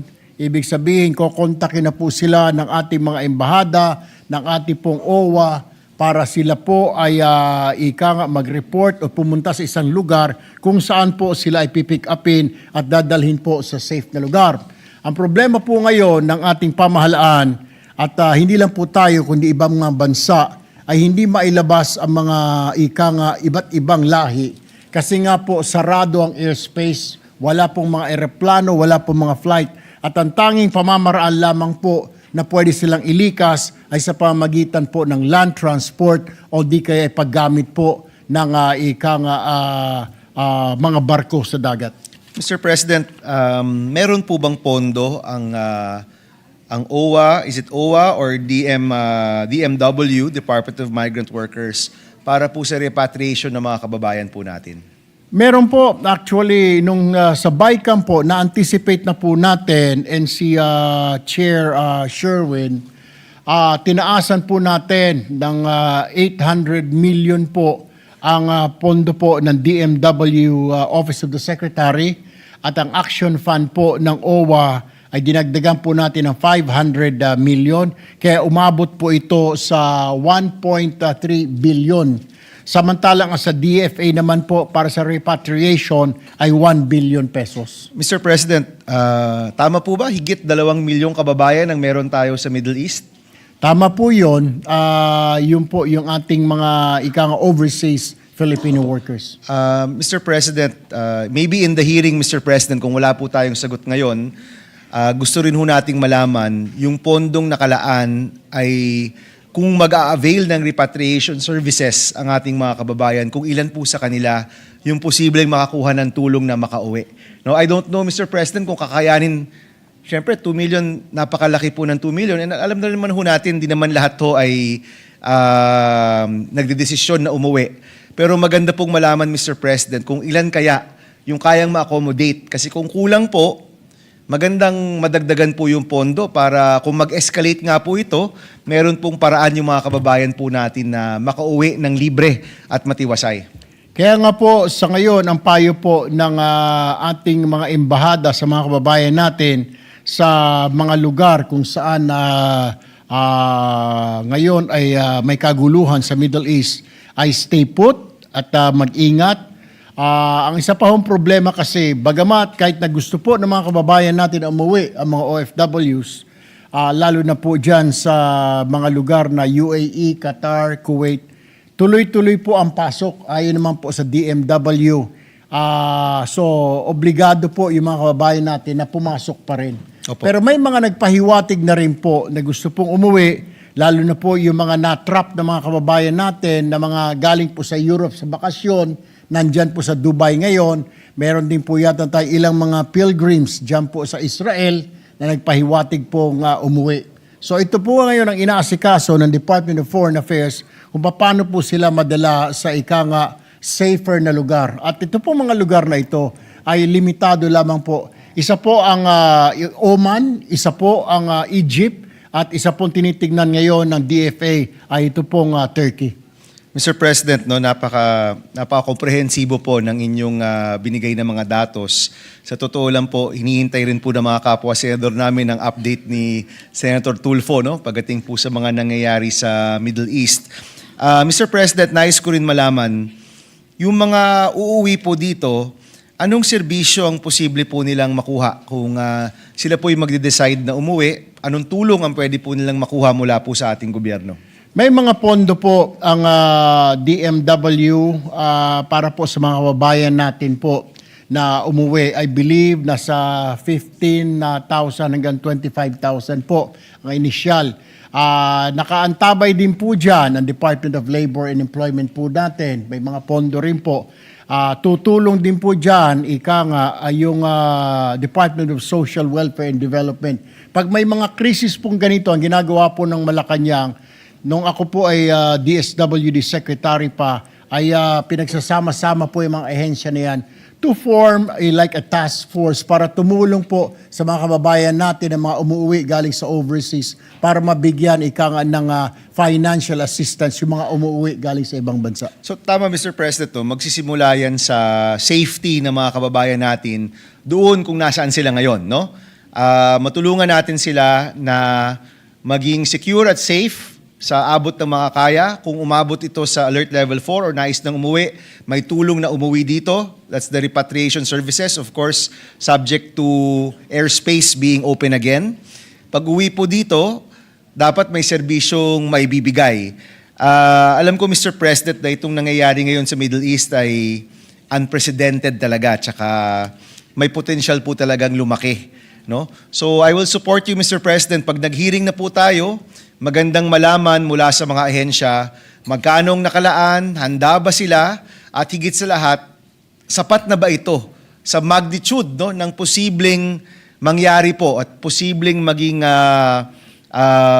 outcome nitong mga nangyayaring kaguluhan po sa Middle East. Because Mr. President, habang sabi nga nila, yung pagsisisi nasa huli. Habang may konti pang oras, maganda Mr. President na magtulungan tayo para masigurado na nandyan yung pondo, handa yung gobyerno, at yung mga kababayan nating mga angailangang umuwi ay makakakuha po ng sapat na tulong. We want to see, Mr. President, the scale of which our services are funded and can be provided, at makumpara po yon sa mga estimate ng mga uuwi po ditong mga kababayan po natin, Mr. President. Madagdag ko lamang po, Ginoong Pangulo, bago pa man po sumiklab itong digmaan na ito dyan po sa gitnang silangan, ay minomonitor na po ito ng Department of Foreign Affairs. Ayon po yan kay Secretary Tess Lazaro.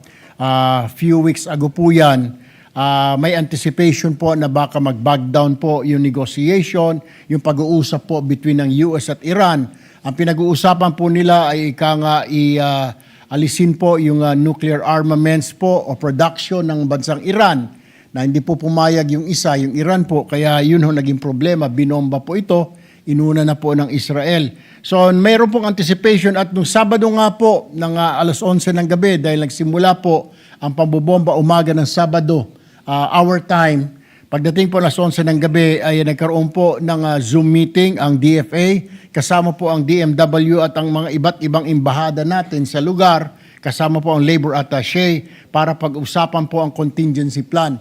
Matagal na pong nakalatag ang contingency plan ng ating pamahalaan, siguro po halos 3 linggo bago po nagkagulo ay nailatag na po yan, at yung mga ruta na kanila pong dadaanan, na-anticipate na rin po ng DFA na isasara po ang mga airspace sa mga lugar na ito. Kaya nga po ang option lamang ngayon ay through land or sea para mailabas po sila, at yung mga bansa na nabanggit natin tulad po ng Turkey, Oman at saka Egypt, ang siya pa lamang po nga ay safe haven para sa mga kababayan natin na magsilikas mula sa nga digmaan. Mr. President, we thank you for your leadership and your chairmanship. Maraming salamat, Mr. Chairman. And Mr. President, we look forward to the hearing that will be held with regard to this subject. Maraming salamat po. Thank you. Majority Leader. Mr. President, before I refer the committee, the good gentleman, just manifestations from our colleagues. One from Senator Rafi Tulfo, the other also from Senator Risa Ontiveros. May we recognize the two. Who goes Two of our first? colleagues. Senator Rapi Tulfo is recognized. Would it be ladies first? Senator Rafi Tulfo first, Mr. President. On the same topic muna, then I'll refer you later substitution. Thank you. Mr. President, I would like to associate myself with the privileged speech of Senator Erwin Tulfo. As chairperson of the Senate Committee on Migrant Workers, I'm closely monitoring the escalating tensions in the Middle East. Excuse me. Luba po akong nababahala, lalo na tumigit kumulang nasa 2.44 million overseas Filipino workers ang nandun ngayon. Nakakalungkot din pong ibalita, Mr. President, na may isa pong OFW caregiver, siya po ay si Mary Ann Velasquez de Vera ng Basista, Pangasinan, ang nasawi sa Israel habang sinusubukan niyang iligtas ang kanyang alaga sa gitna ng kaguluhan sa nasabing riyon. Since yesterday, I've been in close coordination with the Department of Migrant Workers, Department of Foreign Affairs, Armed Forces of the Philippines, and airline companies to ensure that all necessary contingency measures are fully operational. The Overseas Workers Welfare Administration, or OWA, assured us that adequate assistance funds are readily available for emergency evacuation, temporary shelter, medical needs, and financial support for affected workers. While we are hopeful that diplomatic efforts will prevent further escalation, I call on our OFW to remain vigilant, stay in constant communication with the nearest Philippine diplomatic post, and strictly follow local advisories and safety protocols. As the chairperson of the Senate Committee on Migrant Workers, I guarantee the public, particularly the OFWs, that we are ready to exercise the committee oversight functions to ensure that no Filipino is left behind. And before I end my speech, Mr. President, isa po sa dapat pagtuunan din natin pansin, and which I'm doing right now, ay hindi lamang mga OFW, kundi lubos na maapektuhan din ang ating mga kababayan, particularly ng transport group, kapag nag-escalate ng problema. Of course, almost automatically natataas po yung presyo ng mga langis. So pag tumaas po yung mga presyo ng langis, then of course, directly affected yung transport group natin, and I came to know na wala raw palang subsidy budget ang ating pamahalaan for them for this year. So saan tayo kukuha ng pangsuporta sa ating special sa mga fisher folks at sa mga nasa agribusiness, nasa agricultural sector. So that is something na kailangan din pagtuunan ng pansin. And then sa katanungan ni Senator Bam Aquino kanina, so what's going to happen to the OFWs na babalik ng bansa? So that's why I'm filing I filed the OFW reintegration bill that will address doon sa question ni Senator Bam na pagdating nila dito, ano ang pwede nilang maasahan. At doon sa bill na yun, sinasagot lahat. That's all, Mr. President. Maraming salamat. Thank you, Senator Rapi. May we recognize also to give a manifestation on the speech of Senator Erwin Tulfo, our distinguished Deputy Majority Floor Leader, Senator Risa Ontiveros. Senator Risa Ontiveros is recognized.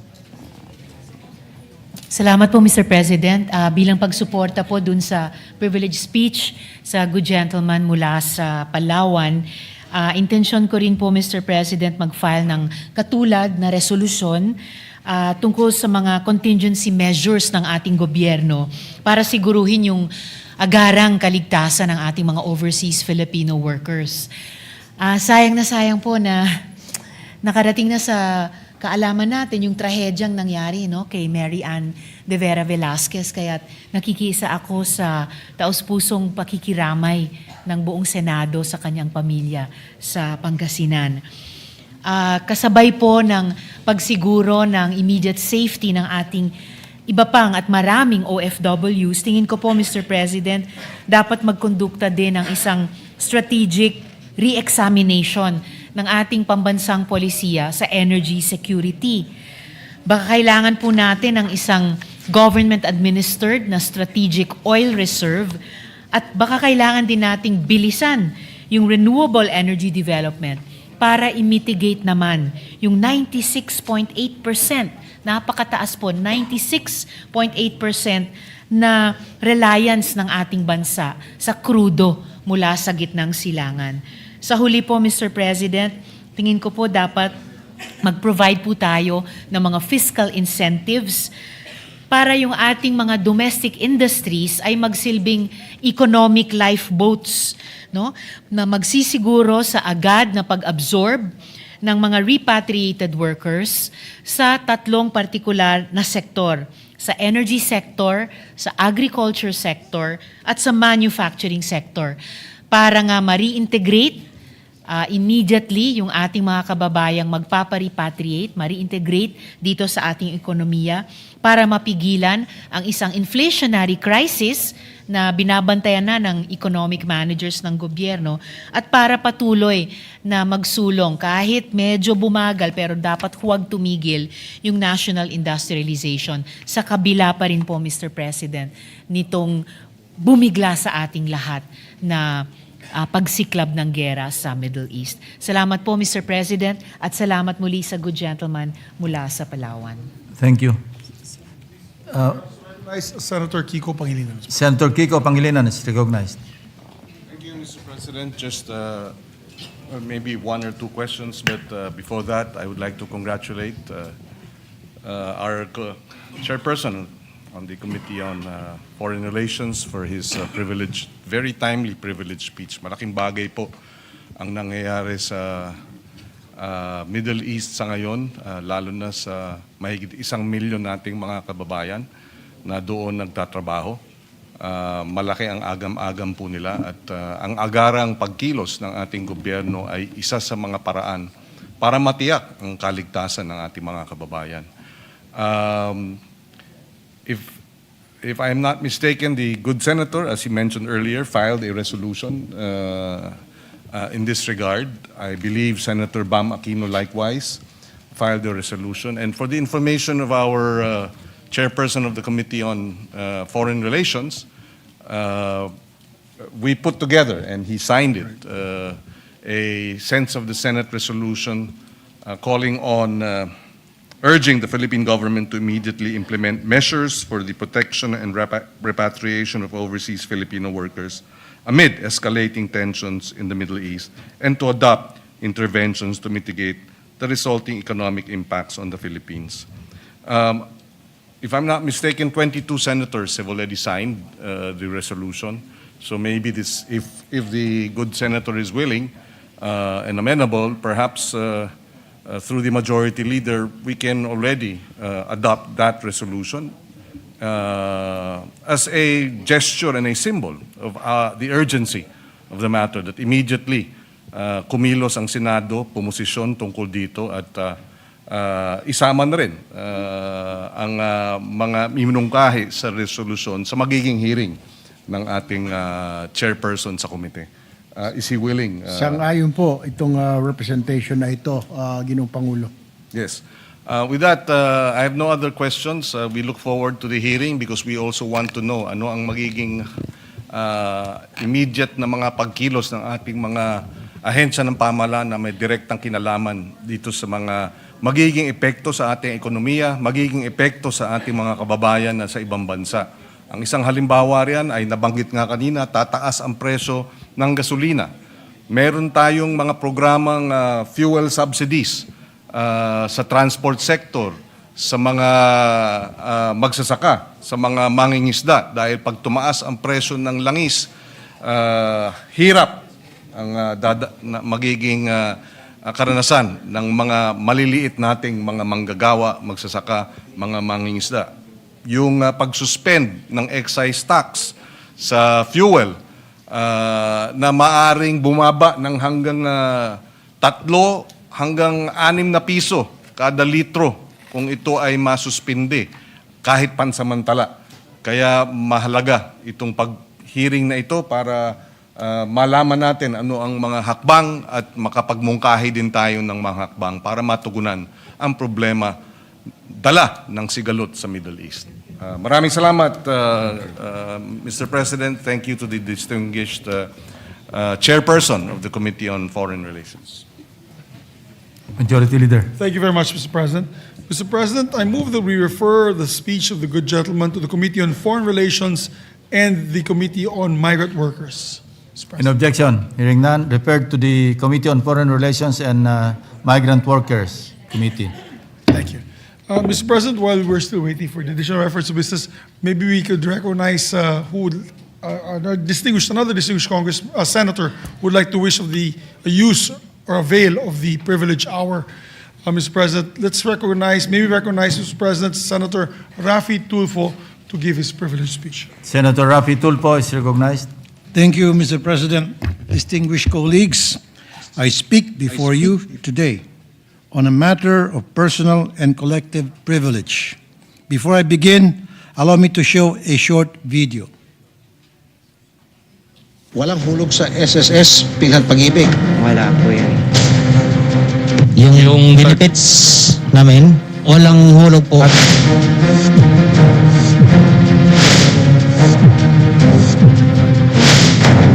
600 plus po kami manggagawa na kinakaltasan ng mga benepisyo na hindi inuulog. Pati ang mga loan namin, attorney, isipin nyo, simula July, pera namin na pinagpaguran, imbes na pakikinabangan ng pamilya namin, sa kanila na pupunta. Di bali kung inuulog sa inyo eh. Kami apektado rito. Dapat po, bilisan nyo. Kasi baka sa lahat ng company namin, hindi na namin mahabol. Dahil hindi na namin alam kung anong gagawin namin eh. Kunyari na lang, ininsulto kayo, pinunit yung demand letter nyo. Anong susunod na gagawin nyo, ma'am? At ano po yung penalty? Ang akusado po ay ayon sa aming batas ay pinagbabayad po ng 5,000 pesos up to 20,000 pesos.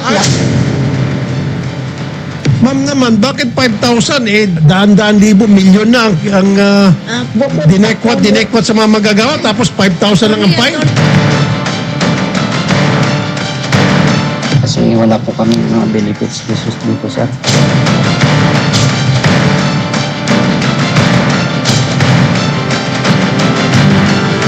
Walang hulog sa SSS.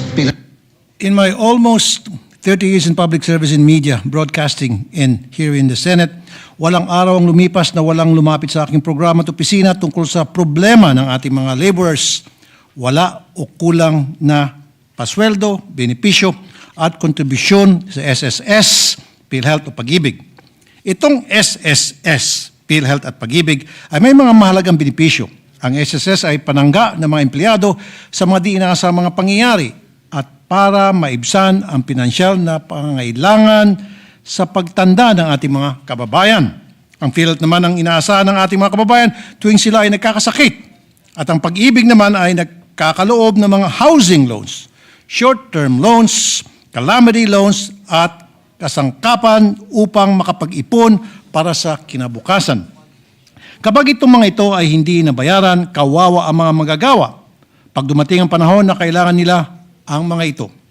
Tumatanda na walang pensyon o kapag nangangailangan ng pera, walang mahiram sa pag-ibig. Samantala, ang di pagkolekta ng tama ng PhilHealth ay nagiging dahilan kung bakit hindi napapalawak ang serbisyo sa ilalim ng universal healthcare natin.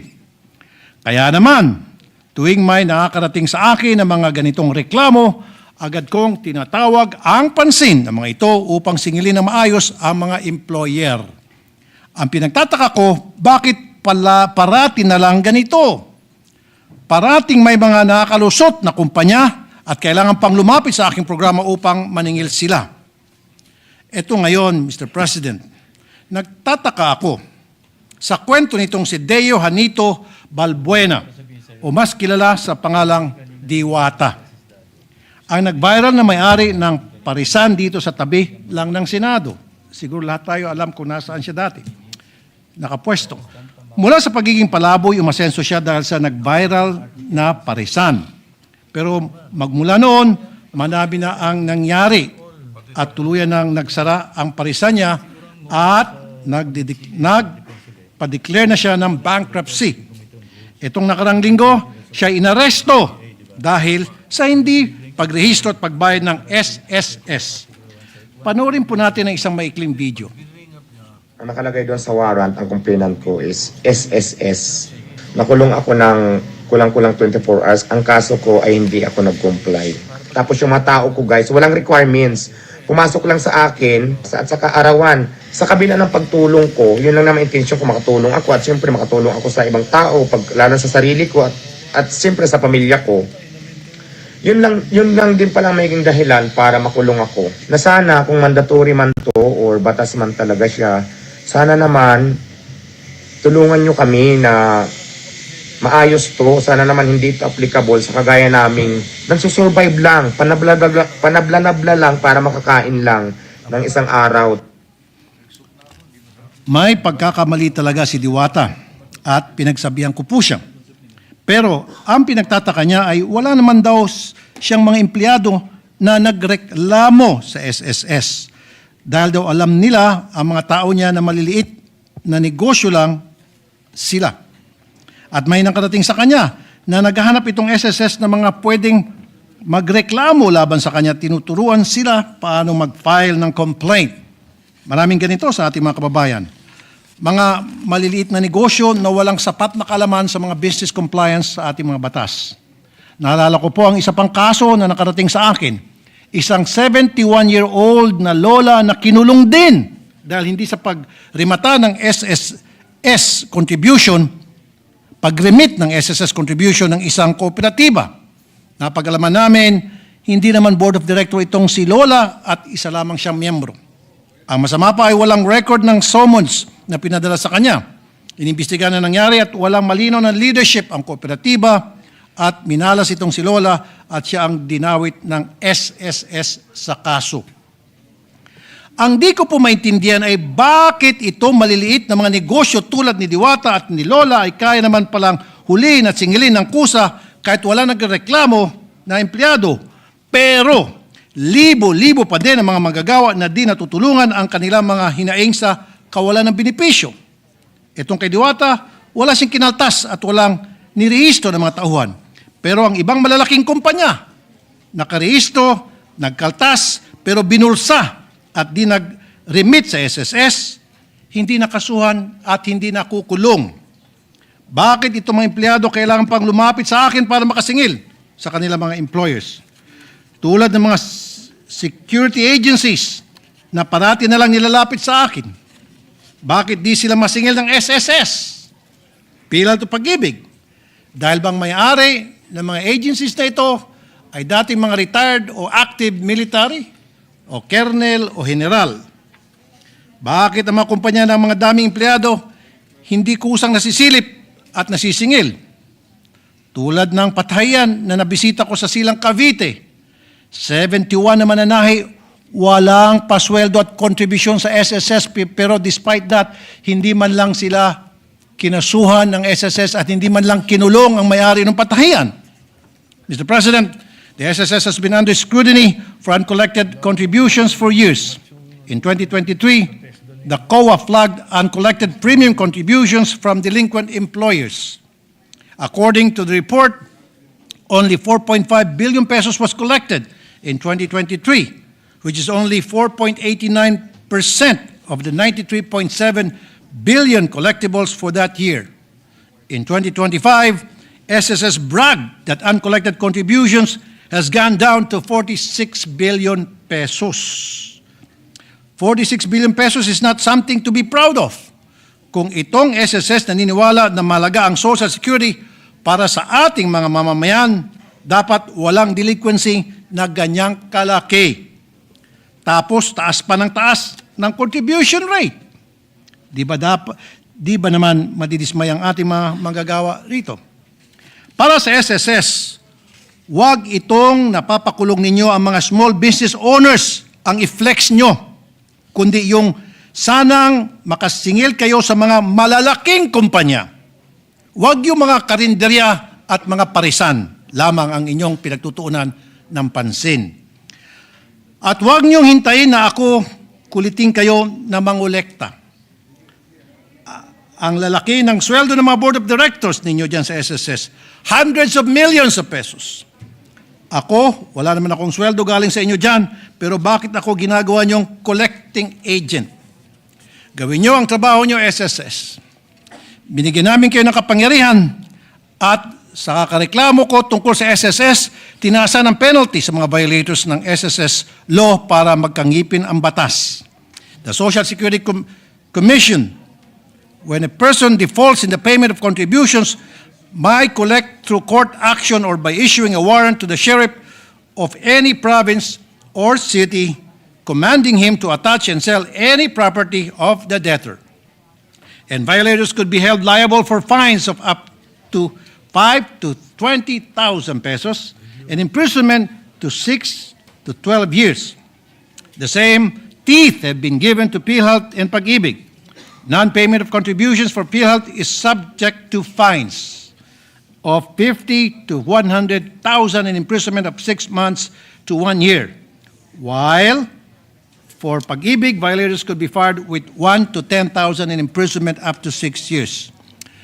Dati po, nung ako po'y broadcaster pa lamang na palagi ko pong kinukul ang attention ng SSS, bakit napakaliit na multa kapag ang isang employer ay nag-violate ng SSS law at hindi po nagre-remit sa SSS para sa contribution ng empleyado. Sa Manila, sa hindi, ay 1,000 pesos lamang po ang multa. So dahil sa aking pag-iingay, ngayon ay tinaasan nila pero not good enough. Mr. President, the problem is how these entities utilize these enforcement powers.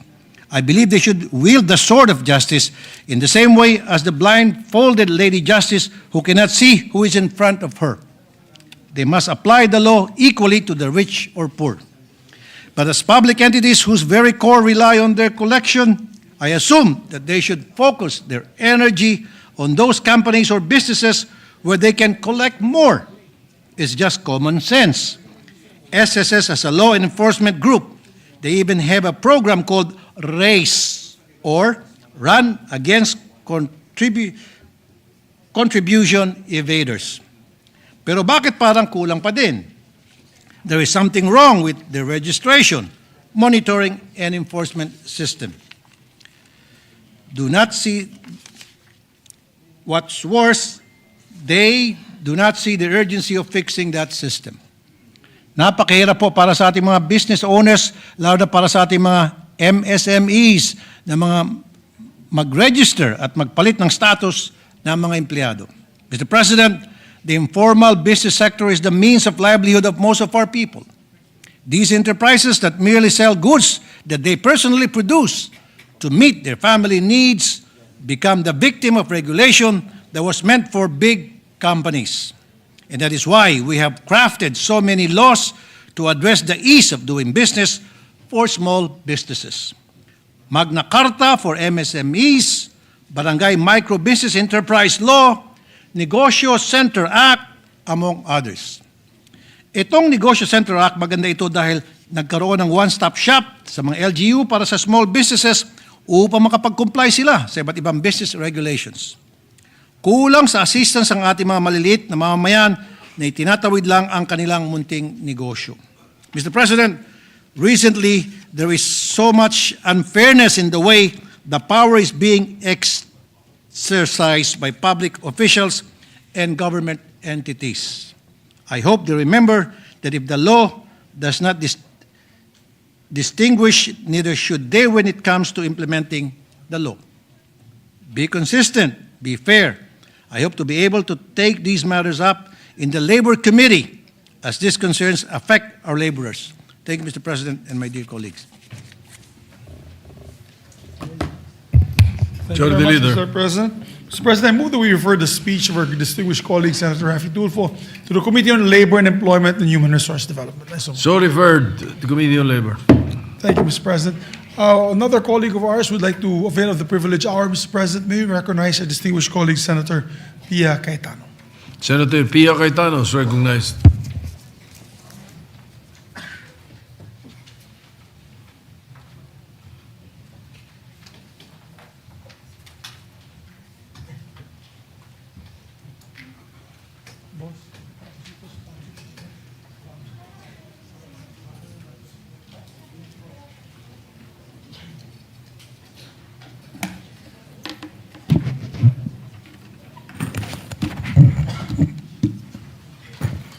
Thank you, Mr. President.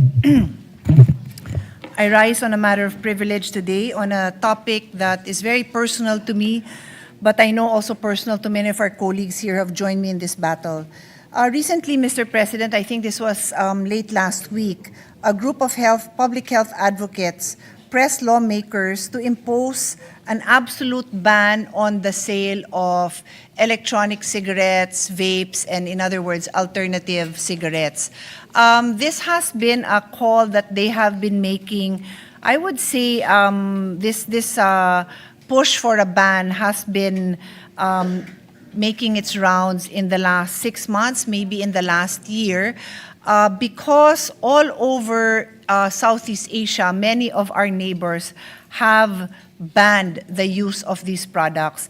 Many of our colleagues will also recall that in the last Congress, I have stood up and showed photos of the deceptive sales tactics being implemented by the industry, wherein they are using all these cute cartoon figures that are known to our children on the packaging of these vapes. Many of our colleagues have stood up and joined me in their concern because we have children. We're very concerned about the youth who are attracted to these products that are making, particularly because they are really being marketed to the children. So I rise today, Mr. President, to share some more figures. Based on a study of the DOST Food and Nutrition Research Institute, the prevalence of e-cigarette smoking among adolescents aged 10 to 19 increased to 0.8% in 2015. This is less than 1% to 39.3%, almost 40% in 2023. This is a crazy increase in statistics, Mr. President. The industry, and I'd like to make clear that the big brands are also owned by the tobacco industry. The tobacco industry would like us to believe that vapes and all these alternative products are safer for us. That has been their battle cry. And there is also a research that has shown that pinaniwalaan na ng mga Pilipino. Nag-shift ang ibang naninigarilyo, nag-shift sila sa cigarettes, or hindi sila istrikto sa mga teenagers na anak nila dahil nga ay safer pala yan. It is not safer, Mr. President. So that is the big problem that we have right now. I will repeat figures that I have time and again shared with all of you. In the United States, the US FDA rejected 55,000 flavored e-cigarettes due to lack of evidence that they have a benefit to adult smokers, sufficient enough to overcome the public health threat posed by the alarming level of youth use of such products. 55,000 flavors ang na-reject. Can you imagine that? And I will repeat, up to this day, hindi tayo nagtetest. Mula ng araw na pinasa natin, yung vape law na yan, hindi pa rin nagtetest. The vape law gave the DTI the power to test and to regulate. They're not doing their job. They are not testing and regulating. They do not have any capacity. They do not have the equipment. They do not have the skilled manpower. They are not doing it. And yet here we are, we allow this to happen, and we have the chance to correct this. I have filed a bill that will remove the jurisdiction from DTI back to FDA. Yes, I know there's probably no one here that is in love with the services that come out of FDA, but if you look at the professionals they have there, they have the professionals, and it is their mandate. It is not the mandate of DTI. So yan, walang nagre-regulate, and yet the US, kaya nilang mag-ban ng 55,000 flavors, pero sa Pilipinas, wala tayong pakialam. So siguro dito, we have double the amount circulating and being ingested by our children. Imagine the United States says, there is no evidence that there is any benefit to allowing flavors for the youth. Kasi ang sasabihin ng ibang matanda, kasi mas okay to, may mga flavors kami, hindi na kami naninigarilyo. Yes, but the danger to exposing this to the youth goes on. And in the US, they decided they will not expose the youth to this. But don't get me wrong, they have a huge vape problem because despite regulating these flavors, they're still selling it. And so, you look at Southeast Asia, wow, 8 countries have banned it, Mr. President. 8 countries, and I will name these countries. These are Brunei, Cambodia, Laos, Singapore, Thailand, Timor-Leste, and Vietnam. And the latest advocates who are now saying, Philippine lawmakers, speak up, pass a law that will also ban this. So a little bit of history, my dear colleagues. In 2021, former Senator Ralph Recto filed and sponsored Senate Bill number 2239. This is the Vaporized Nicotine Products Regulation Act, otherwise called, referred to the Vape Bill. We had a period of interpellation for months after that, and on December 16, 2021, this Vape Bill was approved on third reading. There were only 2 senators who voted against it, myself and Senator Pangilinan.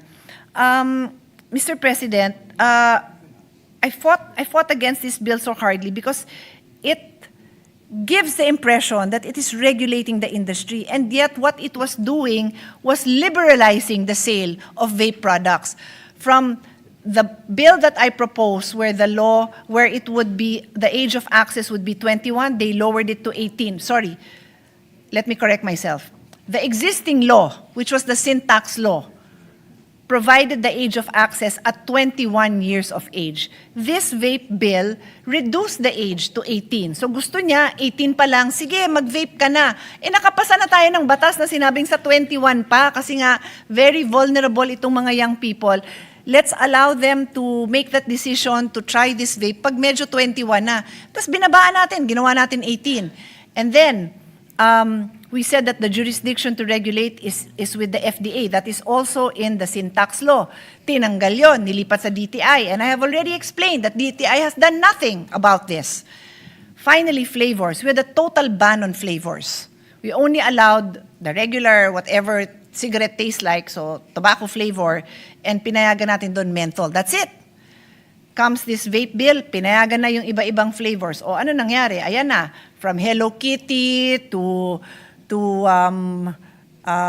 name your other favorite character, nandyan lahat yan on the packaging of the vape products. So, this is the result. Almost 40% of our youth are somehow involved in vapes from the age of 10 to 19.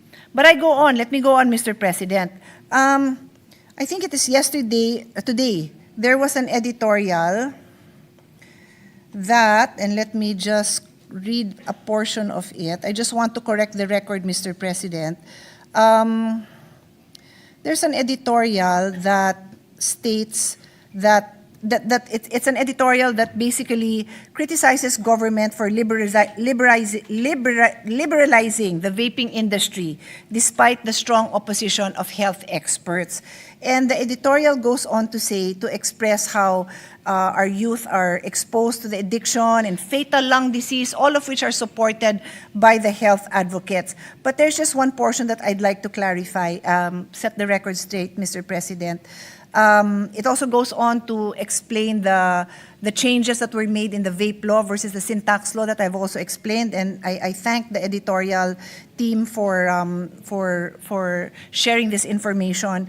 But I'd like to correct this. It goes on here to say that former President Duterte, who had banned smoking in public places nationwide, and that is a fact, gave in to the tobacco lobby and signed the bill which both chambers of Congress had passed.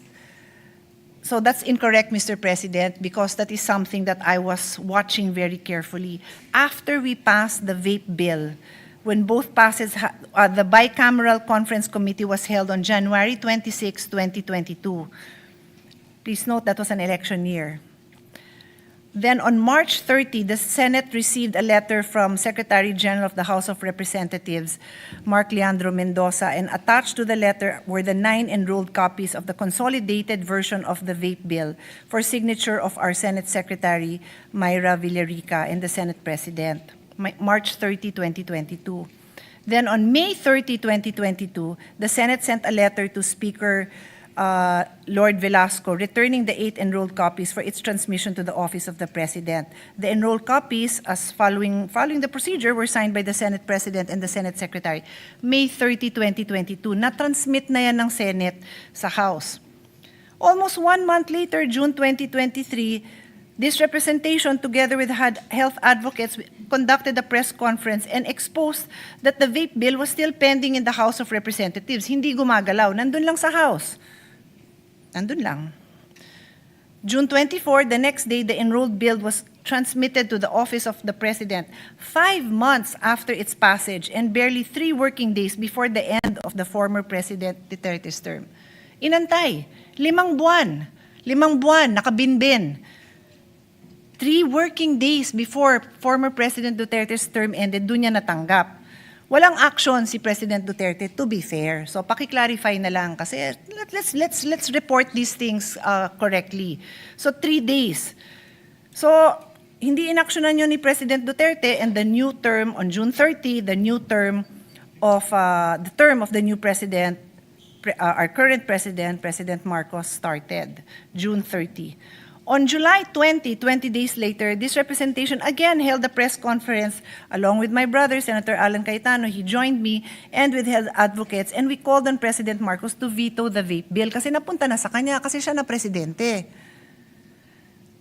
Hindi niya vinito. So on July 25, 2022, the enrolled bill lapsed into law and became RA 11900, or the Vaporized Nicotine Products Regulation Act. So I'm just clarifying that fact because I think we should all be responsible for our actions. So if I voted for something, I should be responsible for it. If I didn't vote for something, I'll be responsible for it. So former President PRD did not pass it naman. Hindi niya 3 days nga lang mag-expire na yung term niya, dun lang binigay. And I feel like this is just me, this is just my opinion, but something happened there. 5 months, hindi pinadala. Tas pinadala 3 days before.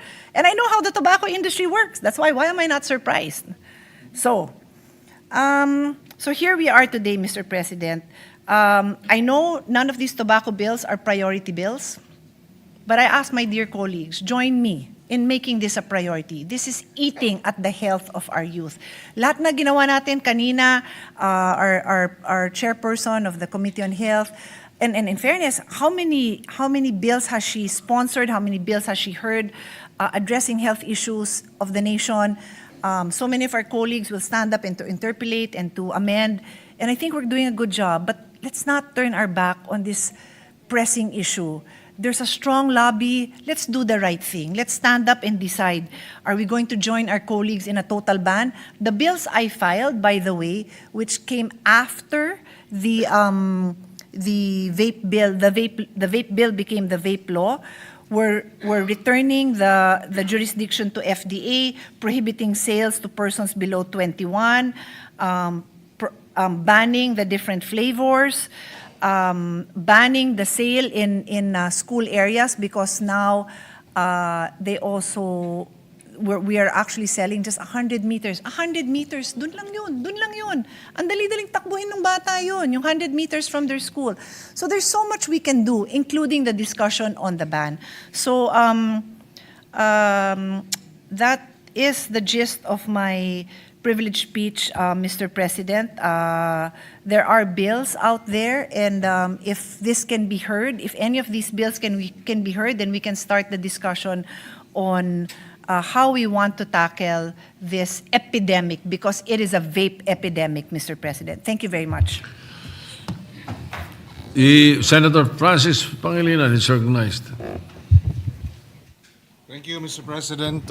Would the lady senator from Taguig be willing to answer Yes, a few Mr. questions? President, very Yes. willingly.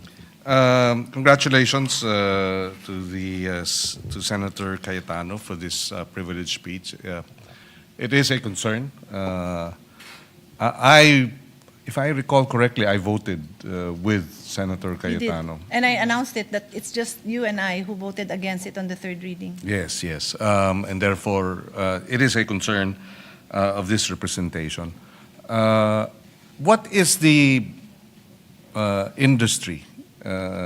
How much is the vape industry in the Philippines, Madam President? Would the good senator I know? can give you to that, Mr. President. I'll ask my staff for the numbers. But while I'm waiting for the numbers, let me expound on that topic. That, as I mentioned, the big brands are owned by tobacco companies. Yes. And then the position that these big tobacco companies will take is that they are protecting the health of the Filipinos because vape is a safer product, which is not true. There is no proof that it is safer.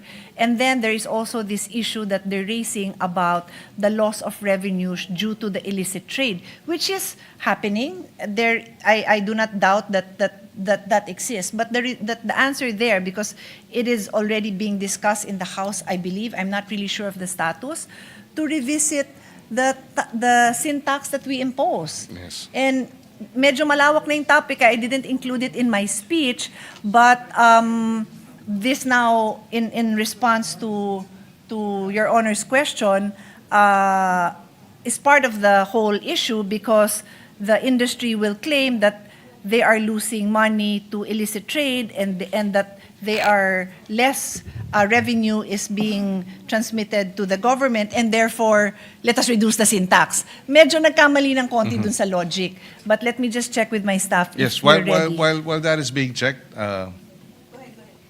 yes, the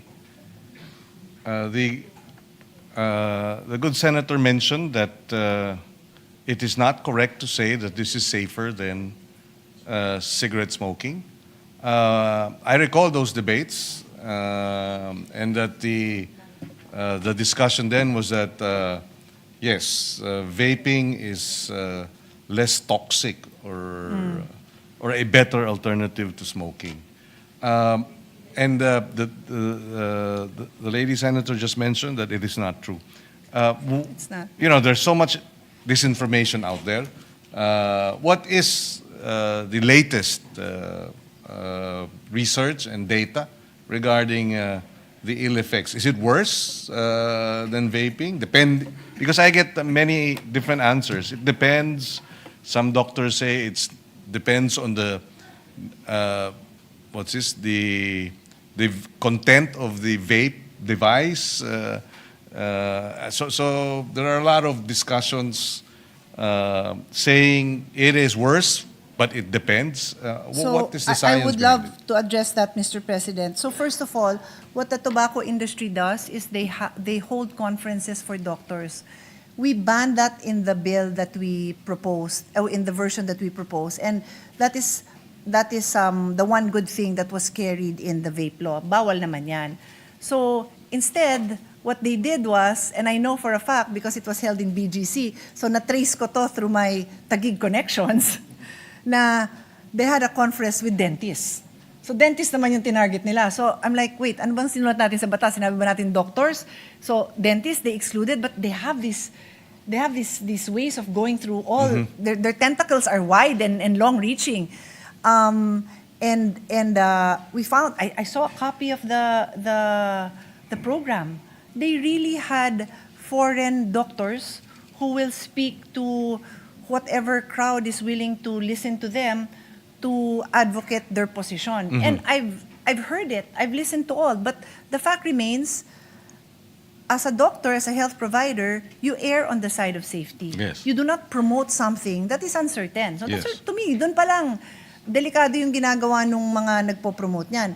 Secondly, there are what they called evalis, yung deaths from vaping. And we have a confirmed case in the Philippines already. There's probably more, but as you know, the data in the Philippines is not easily available as it is in, let's say, the US. Yung reporting systems natin are not as reliable, but there are deaths from vaping. So clearly, this is not a simple health issue. And His Honor is correct in pointing out that it depends what's in there. That's the whole point.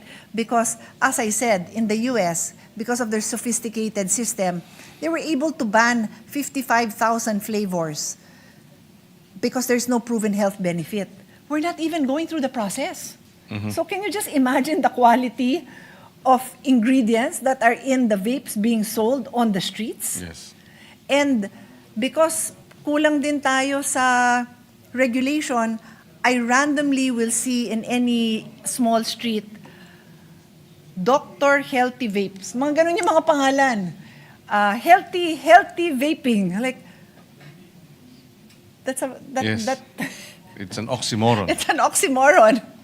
So definitely, Mr. President, there is so much more to be done. And I think that is why these Southeast Asian countries banned. Yes. Kasi ang hirap kalabanin. Ang daming nilang tentacles, ang daming nilang paraan. So it's just simpler Well, you for them mentioned to ban. Southeast Asia. I understand Singapore has banned it. Yes. But yes. this is also banned in other ASEAN countries Yes, or, Mr. or President. regulated? Myanmar, Brunei, Cambodia, Laos, Singapore, Thailand. Thailand Yes. is quite very open-minded, di ba? They're very liberal. Yes. Sila nga yung may marijuana di ba? Yes. And yet, think about it. They allowed marijuana, although they backtracked and are regulating a bit, but it's still allowed. But they banned vapes. And then Timor-Leste and Vietnam. And I happened to travel to probably Singapore. Well, it must have been Thailand, no? Because I was there for the Southeast Asian Games. They really tell you sa airline pa lang na banned ang vapes dito. Huwag kayong magpasok. Do not try to bring it in because it is illegal here. O, and dami naman Pilipinong pumupunta doon. So, kaya pa nilang palang tumigil. Yes. Pero, dito gagawin nila. So, again, the old adage, di ba? Bakit nasusunod natin yung mga rules pag nandun tayo, pero dito, we don't. Mr. President, I'll go back to your question earlier about the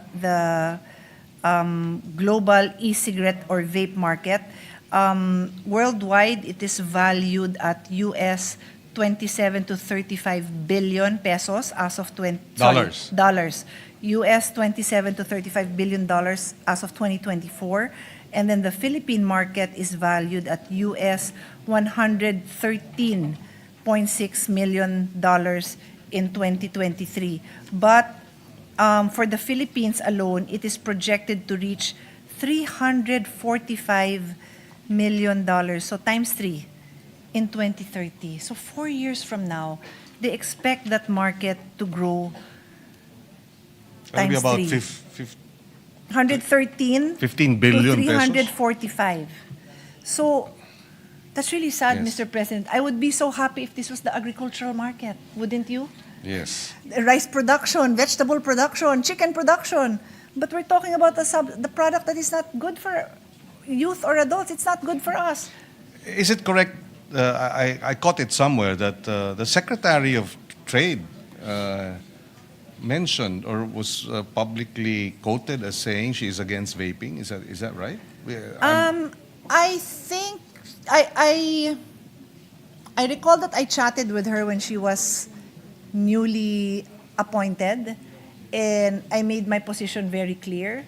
So I would be happy. I can't recall for sure, but Yes. I wouldn't be surprised if she did say that, because I do recall that she was expressed concern naman when we talked. I don't really recall what her official statements were, but nothing's being done. Usually every budget I bring this up, and wala silang means, and they Yes. don't really bother because There are other concerns. they have other concerns. It's obviously not their priority. And like I said, they don't have the systems in place. They don't have the manpower. It's not even their mandate. I feel like, what case do you file against an agency that takes upon itself a task that is not within their mandate, but by law, it was given to them? Yeah, I remember the debates. that Exactly. it should not be with the Department of Trade, it should be with the Department of Health. Exactly, and Mr. the FDA. President. Yes. Yes, well, we'd like to thank the good senator, and we place on record that she has our full support, and we look forward to being able to bring the measure on the floor for debates. Thank you. Thank you. Thank you, Mr. Thank you, President. Mr. President. Thank you, Majority. Thank you, Mr. Majority President. Leader. Mr. President, move that we refer may we recognize our distinguished Deputy Majority. Senator Risa Ontiveros recognized. Salamat po, Mr. President. I heard the good gentlewoman from Taguig and Pateros's privileged speech. I thank her for the affirmation of the continuing work of the Committee on Health. And I would just like to make it of record that we will agenda her bill, to hear her bill during the next hearing. Naka-waitlist lang po. Oh, thank you. Ngayon ang komite for a room next week, Mr. President. That's amazing, Salamat po, Mr. President. Thank you very and to much. the good gentlewoman. So with that, Mr. President, we already know where this speech is going to be referred to. No, it's okay. We're going to refer it, Mr. President. No. We move to refer it, Mr. President, to the Committee on Health and Demography, Mr. President, for immediate action by the chairperson. So referred to the Committee on Health. Thank you very much. We thank also the Go ahead. sponsor of the privileged speech. Mr. President, I move that we transfer from the calendar of ordinary business to special order Senate Bill number 1899 and the committee report number 32. I so move, Mr. President. Any objection? 1899 is transferred. May we consider Senate Bill number 1899 and ask the Secretary to read the title of the measure. Sponsor. Any objection? Hearing none, consideration of 1899 is in order. The Secretary will read the title of the measure. An act allowing the Department of Education the flexibility to determine the pedagogical approaches to be implemented in the basic educational curriculum, amending for the purpose Section 5 of Public Act Number 10533 or the Enhanced Basic Education Act of 2013. Mr. President, may we recognize the sponsor, our distinguished colleague, Senator Bam Aquino. Senator Bam Aquino is recognized to sponsor the measure. Yes, Mr. President, dear colleagues, magandang gabi sa inyong lahat. Mga kababayan at kapwa ko Pilipino, magandang gabi po. The Committee on Basic Education is pleased to present Senate Bill number 1899 under Committee Report number 32, otherwise known as the Curriculum Flexibility under the Enhanced Basic Education Act. Nais po nating pasalamatan ang EDCOM 2 at ang ating counterpart sa EDCOM, my co-chair, Representative Roman Romulo, para po sa panukalang ito. Dahil po sa kanilang dedikasyon, ngayon po naaaksyonan na po natin ang isang reforma na makakatulong sa mga estudyante at gurong Pilipino. Spiral progression was instituted to address discontinuity and fragmentation in the pre-K-12 curriculum. This model was meant to ensure long-term retention by repeatedly engaging learners with core concepts with increasing complexity over time, hence the term spiral progression.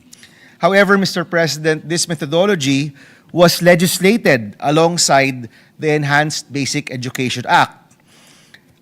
According to EDCOM 2 and according to our own consultations with teachers, nakita ho namin how this rigidity of the legislated curriculum sequencing has been challenging to our students and teachers. In short, Mr. President, naging batas ang paggamit ng methodology na ito sa ating bansa. Nais natin, Mr. President, na magkaroon ng flexibility ang ating Department of Education sa curriculum na kanila pong ginagamit. Rather than mandating specific methodologies, binibigyan po natin ng espasyo ang DepEd na magkaroon ng flexibility sa kanilang paggamit ng curriculum. Mr. President, our proposed bill gives DepEd, school administrators, and teachers leeway in planning and adjusting the curriculum that will be implemented in every classroom.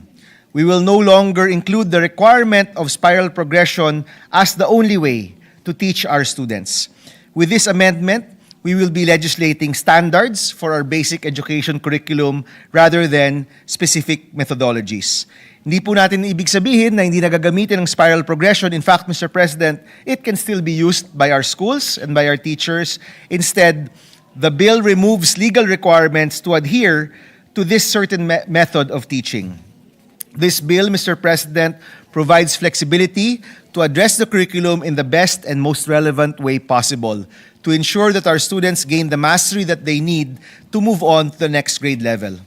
Mr. President, ngayong taong ito, nabigyan natin ng pinakamataas na pondo sa edukasyon sa kasaysayan ng Pilipinas. That indeed, Mr. President, is an accomplishment by the Senate and Congress and by the Executive and by the DepEd. Ngayon po, kailangan masigurado na tuloy-tuloy yung reforma. Kailangan po tutukan natin ang lahat ng paraan para solusyonan ang krisis sa edukasyon, kabilang na po ang mga hamon sa curriculum design approach. Mr. President, mga kasama, inaasahan po natin na magkakaisa tayo para ipasa ang panukalang ito na tumutulong sa ating mga guro at estudyante. When we provide flexibility in our curriculum, we allow our teachers to do what they do best.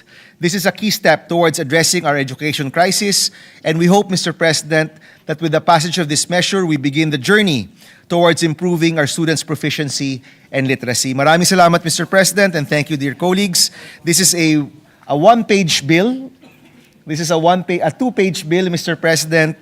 We hope that we can come together and support this bill at the soonest possible time. Maraming salamat po, Mr. President and dear colleagues.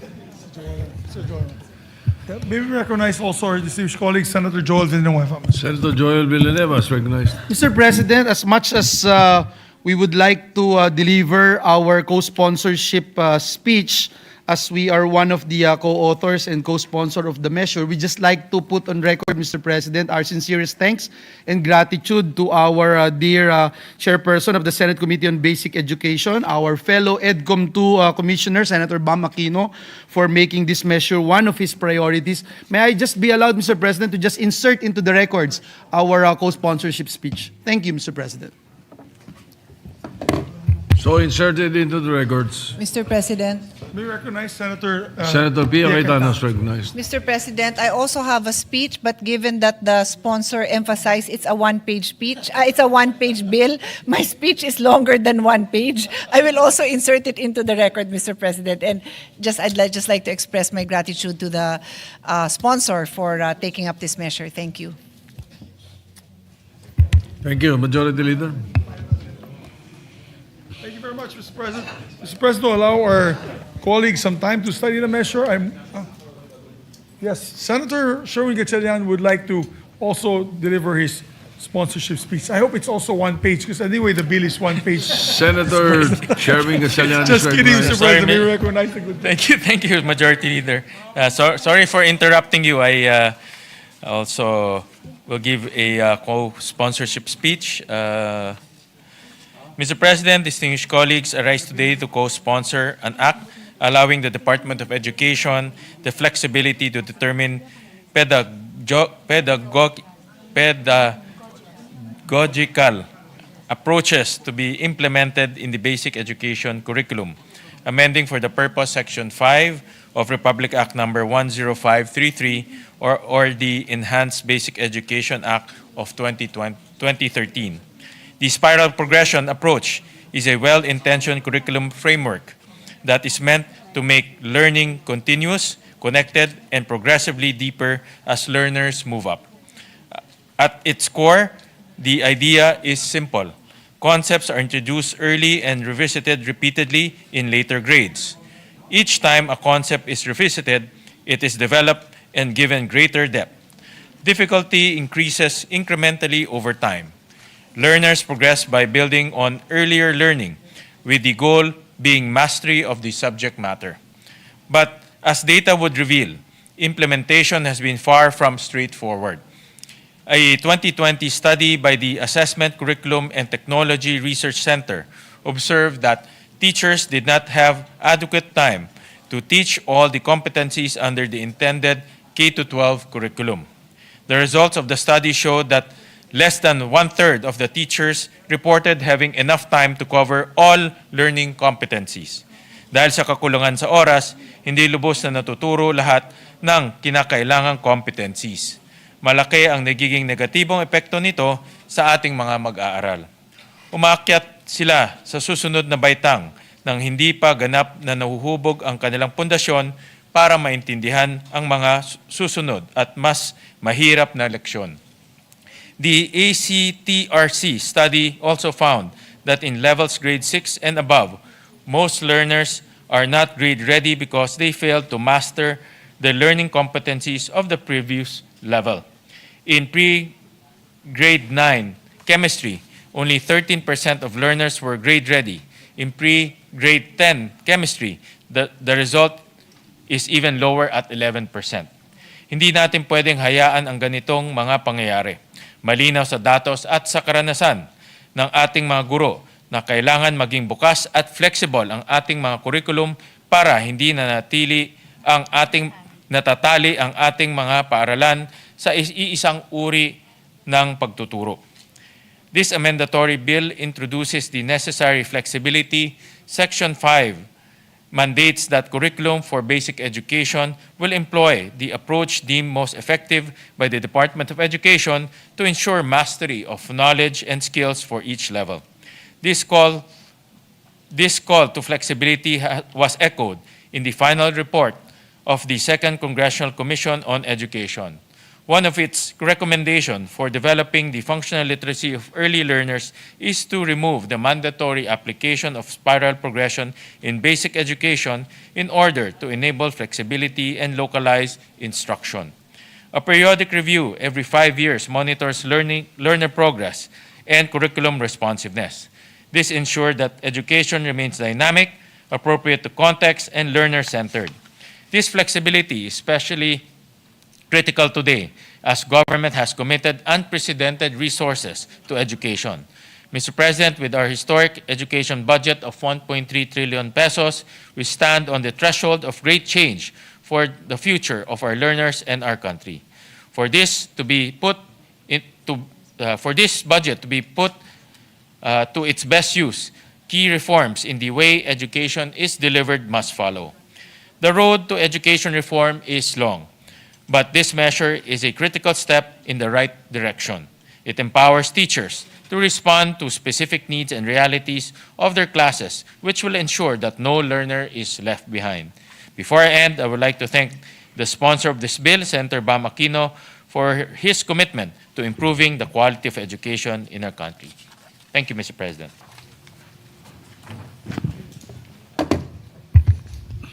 Thank you very much, Majority Mr. President. Leader. Mr. President, we'll allow our colleagues to study the measure. We move to suspend consideration of the measure. Any objection? Hearing none, consideration of the measure suspended. Mr. President, I move that we transfer from the calendar of ordinary business to special order Senate Bill number 1910 under Committee Report number 37. Any objection? Hearing none, consideration is transferred. I move that The we- bill is transferred. Thank you, Mr. President. I move that we consider Senate Bill number 1910 and ask the Secretary to read the title of the measure. Hearing no objection, consideration is in order. The Secretary will read the title of the measure. And now providing for a free financial education to overseas Filipino workers and their families. May we recognize the sponsor, Mr. President, no other than our distinguished Chairman of the Committee on Migrant Workers and Labor, Senator Raffy Tulfo. Senator Raffy Tulfo is recognized. Thank you, Mr. President. Good afternoon, Mr. President, or good evening, Mr. President, my esteemed colleagues. Before I proceed with my sponsorship speech, I would like to express my deepest concern over the plight of our OFWs who are now caught in the middle of this major conflict in the Middle East. Lubos tayo nag-aalala sa kanilang kaligtasan at ipinagdadasal natin na sana'y matapos na ito sa lalong madaling panahon. Kahapon, I took the liberty of meeting online with the DMW, OWA, DFA, and other concerned offices, and they assured us that our government is exhausting all resources to ensure their safety and security. Gayunpaman, if the situation worsens at mapupunta tayo sa mandatory repatriation, gusto natin may uwi lahat ng ating OFWs na hindi lang ligtas, ngunit mayroon pa ring pagkukunang pagbalik dito sa Pilipinas. There is an urgent need to protect not only their physical well-being, but also their economic well-being. If there's one lesson that we learn from this war in the Middle East, it is the fact that we must always save some for the rainy days, ika nga. Having said that, Mr. President and esteemed colleagues, I have the honor to sponsor today proposed bill number 1910 under Committee Report number 37, or the Free OFW Financial Education Act. This is a measure that seeks to protect, empower, and uplift the very people we proudly call today as our modern-day heroes. Maliban sa giyera at mga kalamidad na maaaring magdulot ng kawalan ng ipon at trabaho, ilang beses na rin tayong nakatanggap ng reklamo patungkol sa mga financial scams na nabibiktima ang ating mga OFWs. These scams come in different forms: employment or illegal recruitment scams, love scams, cryptocurrency investments, mutual funds, easy money or fly-by-night investments, and pyramiding scams, among other things. Sa mga scam sa social media, marami sa mga OFWs natin, even while they're still abroad, even before sila ay babalik ng Pilipinas, sila ay naluloko na scam. In some cases, pagbalik nila, wala na silang pera, ubos na. Inangganyo niya po kami kasi for expansion daw po siya ng capital ng pinaka-business po. Then nangako din po siya ng malaking interest po. 40% interest po. 40%? Po, monthly po. Wala kang pera-pera ngayon? Wala. Nag-uwi ako sir kahapon. Sa totoo lang, hindi naman ako sinungaling at tao.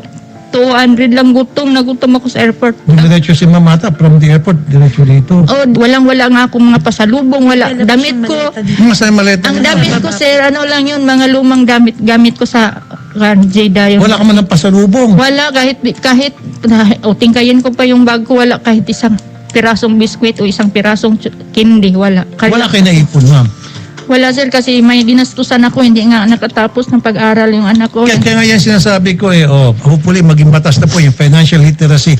Tuturuan po kayo, tutulungan din kayo ng gobyerno kung papaano po yung perang pinaghirapan nyo sa abroad, makaipon kayo, pagbalik mo rito, meron kayong pera. Ginamit niya yung SK chairman yung position para mahikayat ako mag-invest. At 300,000 po? More or less, sir. Ganon po. Investment po, sir, sa manukan at saka sa baboy. Nagkaroon kasi ako ng problema ko sa Hong Kong. Bali, naging doble-doble na yung problema ko, sir. Tsaka hindi ko na kaya yung mga problema ko dahil nagkapatong-patong na. Depressed na po ako sa buhay ko, sir. Dahil wala akong trabaho sa Hong Kong. Kahit mahirap lang kami, sir. Marunong kami lumaban ng patas. Yung pinangarap ko, naging ganito na lang. Sayang. OFW ako, gusto ko rin kumbaga nagalit ako, aaminin ko. Maganda yung offer mo gusto ko rin umuwi ng Pilipinas. Sabi ko, baka ito yung pagkakataon ko. Dahil sabi ko sa'yo nung una, di ba? Huwag mo lolokohin. Yung pera ko to para sa anak ko. 9 years ako hindi umuwi ng Pilipinas. Para lang mapag-ipunan ko ang edukasyon ng anak ko. 9 years, alam mo yung sinabi ko sa'yo, nagkamakaawa ko sa'yo. Ibalik mo lang yung puhunan ko, kahit walang tubo. 9 years, Joanne. Hindi ko nakita ang anak ko. Nakakalungkot na ang bawat pawis, pagod at hirap ng ating mga OFWs ay napupunta lamang sa mga scammers. Kadalasan, nababaon pa sila sa utang at nakukulong. The truth is, many OFWs return home with very little savings, minimal investments, and no long-term financial security. Like I said, many of them fall victims to scams, fraudulent investment schemes, excessive recruitment fees, and poor financial decision made without proper guidance. A survey conducted by the Philippine Statistics Authority on OFWs revealed that the bulk of their remittances go to personal consumption, or 47.4%, followed by savings, which comprise to 24.8%, while investment in property, business venture, and financial instruments account for the remaining 12.6%. In other words, only a meager portion of their money is saved or invested, which sadly, most often than not, go to the hands of fraudsters and scammers. To address this problem, it is therefore imperative to institutionalize measures that will help our OFWs develop financial responsibility and independence. The government must promote financial literacy to help future-proof OFWs and their dependents. Financial literacy will empower our migrant workers to avoid predatory lending, invest in legitimate enterprise, build emergency funds, secure insurance and retirement plans, and to start business upon returning home. Specifically, this legislative measure will, number one, mandate all OFWs to undergo more extensive and comprehensive financial literacy orientation seminars, which will be integrated in their pre-departure orientation seminar, or PDOS, as well as in their post-arrival training seminars, or PATS. These trainings will also be incorporated in pre-migration orientation seminars, or PMOS, OFW family and children's learning sessions, and other similar activities.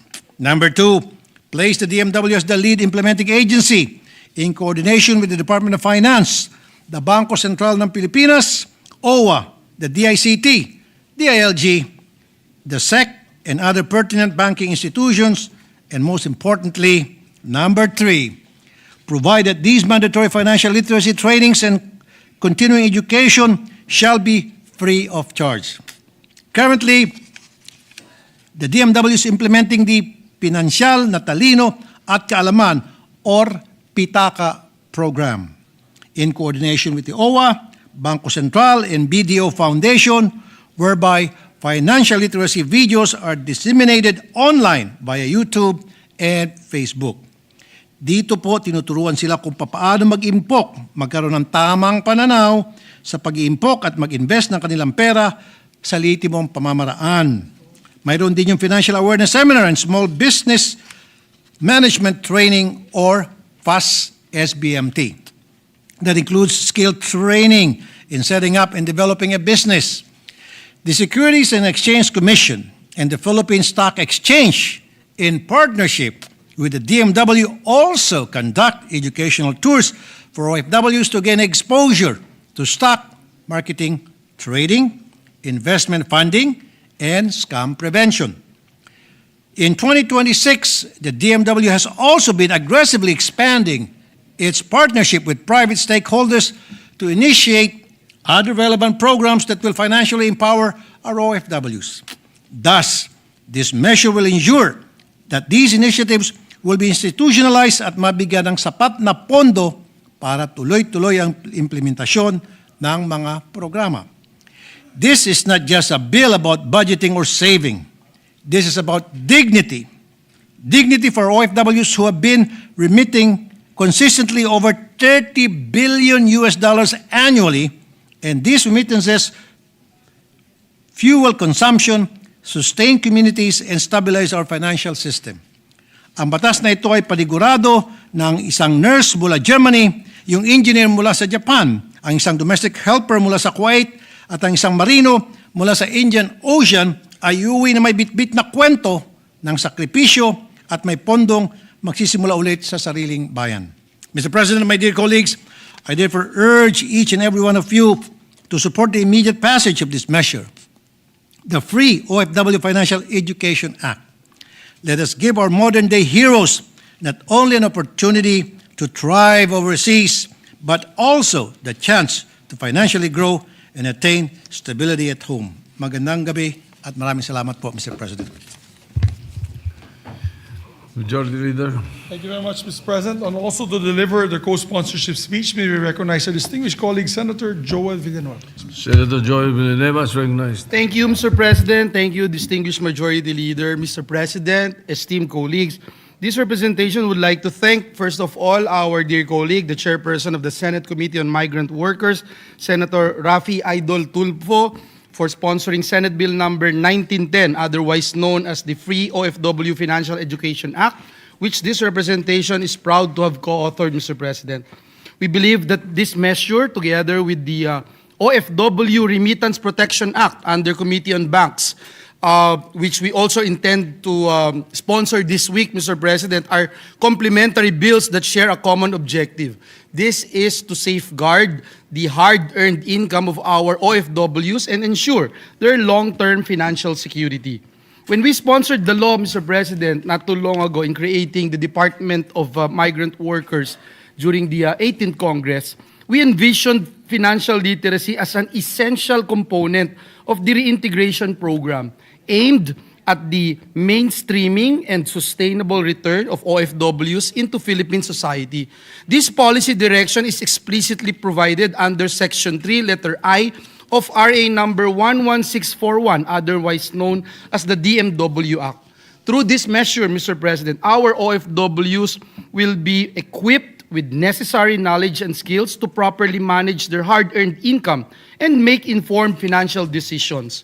Gaya po ng sabi ng ating colleague, Senator Rafi Tulfo, yung mga remittances po remain a stable and significant source of financial support for Filipino households. However, Mr. President, it is equally important to examine how these remittances are utilized so that we can identify the critical areas where financial education is most needed. According to Bangko Sentral ng Pilipinas Consumer Expectations Survey Report, for the third quarter of 2025, 95.4% po of households receiving OFW remittances use these funds primarily for food and other household necessities. In contrast, only 39.3%, almost 40%, allocated remittances for savings, while a mere 7.7% invested these funds. Mr. President, kung mapapansin po natin, napakaliit po na porsyento lamang ng remittances ang napupunta doon sa savings at halos wala nga pong napupunta sa investments. Ito po ay dahil iniuuna ng ating mga kababayan ang pagtugon sa pang-araw-araw nilang pangangailangan ng kanilang mahal sa buhay. This representation firmly believes that our modern-day heroes deserve more than just admiration. They must be empowered to make sound financial decisions and be adequately protected from scammers, fraudsters, and other financial predators who seek to take advantage of their hard-earned income. Sa pamamagitan po ng panukalang batas na ito, binibigyan po natin ang ating mga OFW ng kaalaman, kakayahan at proteksyon upang mapangalagaan ang kanilang pinaghirapang kita at matiyak po natin ang mas matatag na kinabukasan para sa kanilang pamilya at mahal sa buhay. Again, Mr. President, in view of these considerations, we would respectfully urge our colleagues to support the swift passage of this measure. Muli, maraming salamat, Ginoong Pangulo, at pagpalain tayong lahat ng ating Panginoong Diyos. Thank you very much, Mr. President. Majority Leader. Mr. President, also to insert into the records their sponsorship speeches are Senator Ejercito, J.V. Ejercito, and Senator Jinggoy Estrada. So inserted into the records. Thank you, Mr. President. To allow our colleagues to study the measure further, we move to suspend consideration of the measure. Hearing no objection, consideration of the measure is suspended. Before I move to adjourn, maybe just to proceed with the reference of business. So Additional reference of business, the Secretary will proceed. Additional reference of business. Resolution number 319. Resolution directing the Senate Committee on Foreign Relations to inquire in need of legislation the status, safety, and wealth for Filipinos in Middle Eastern states amid the escalating tensions, as well as measures being taken for the protection by Senator Marcoleta. Referred to the Committee on Foreign Relations and Migrant Workers. 320. Resolution congratulating and commending Warren Wade Kasuga for being named absolute winner in the Natural Science category of the 7th Copernicus Olympiad in Houston, Texas by Senator Marcoleta. Referred to the Committee on Rules. 321, resolution for urgent measures to ensure the safety, protection, and repatriation readiness of overseas Filipino workers and Filipino nationals in countries affected by the February 28, 2026 United States, Israel strikes on Iran and subsequent regional military responses by Senator Aquino. Referred to Committees on Foreign Relations and Migrant Workers. 322, resolution directing the appropriate Senate committee to conduct an inquiry in need of legislation on the potential economic and security impacts on the Philippines of the ongoing conflict involving the United States of America, Israel, and Iran, with the end in view of formulating responsive proactive policy measures by Senator Fu Aaron. To the Committees on Foreign Relations and Migrant Workers. 323, resolution commending and congratulating Film Philippines for an outstanding victory at the 2026 Predator WPA 10-ball World Championship held at Westgate Resort and Casino in Las Vegas, Nevada, USA by Senator Go. To the Committee on Rules. 324, resolution directing the Committee on Agricultural, Food, and Agrarian Reform to investigate the utilization, the implementation of lack thereof vessel monitoring measures with the Bureau of Fisheries, Aquatic Resources, and concerned agencies and mandated by the Philippine Fisheries Code, RA 8550, as amended by RA 10654 by Senator Hontiveros. To the Committee on Agriculture.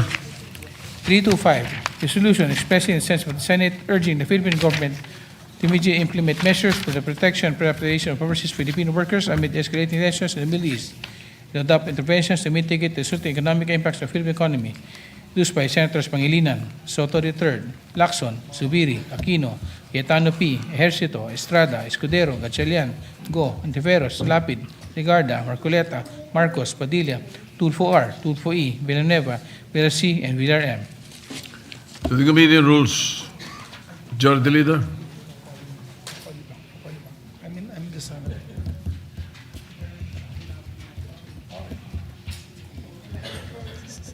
Sorry, Mr. President. I was just talking to my mother. You know, no matter what we are in life and whatever position we take, we're always our mother's son. Yes, Mr. President. Sorry. Correct. Thank you, Mr. President. Mr. President, I move that we adjourn session until 3 o'clock in the afternoon, Tuesday, March 3, 2026. Any objection? Chair hears none. The session is adjourned until 3 o'clock in the afternoon of Tuesday, March 3, 2026.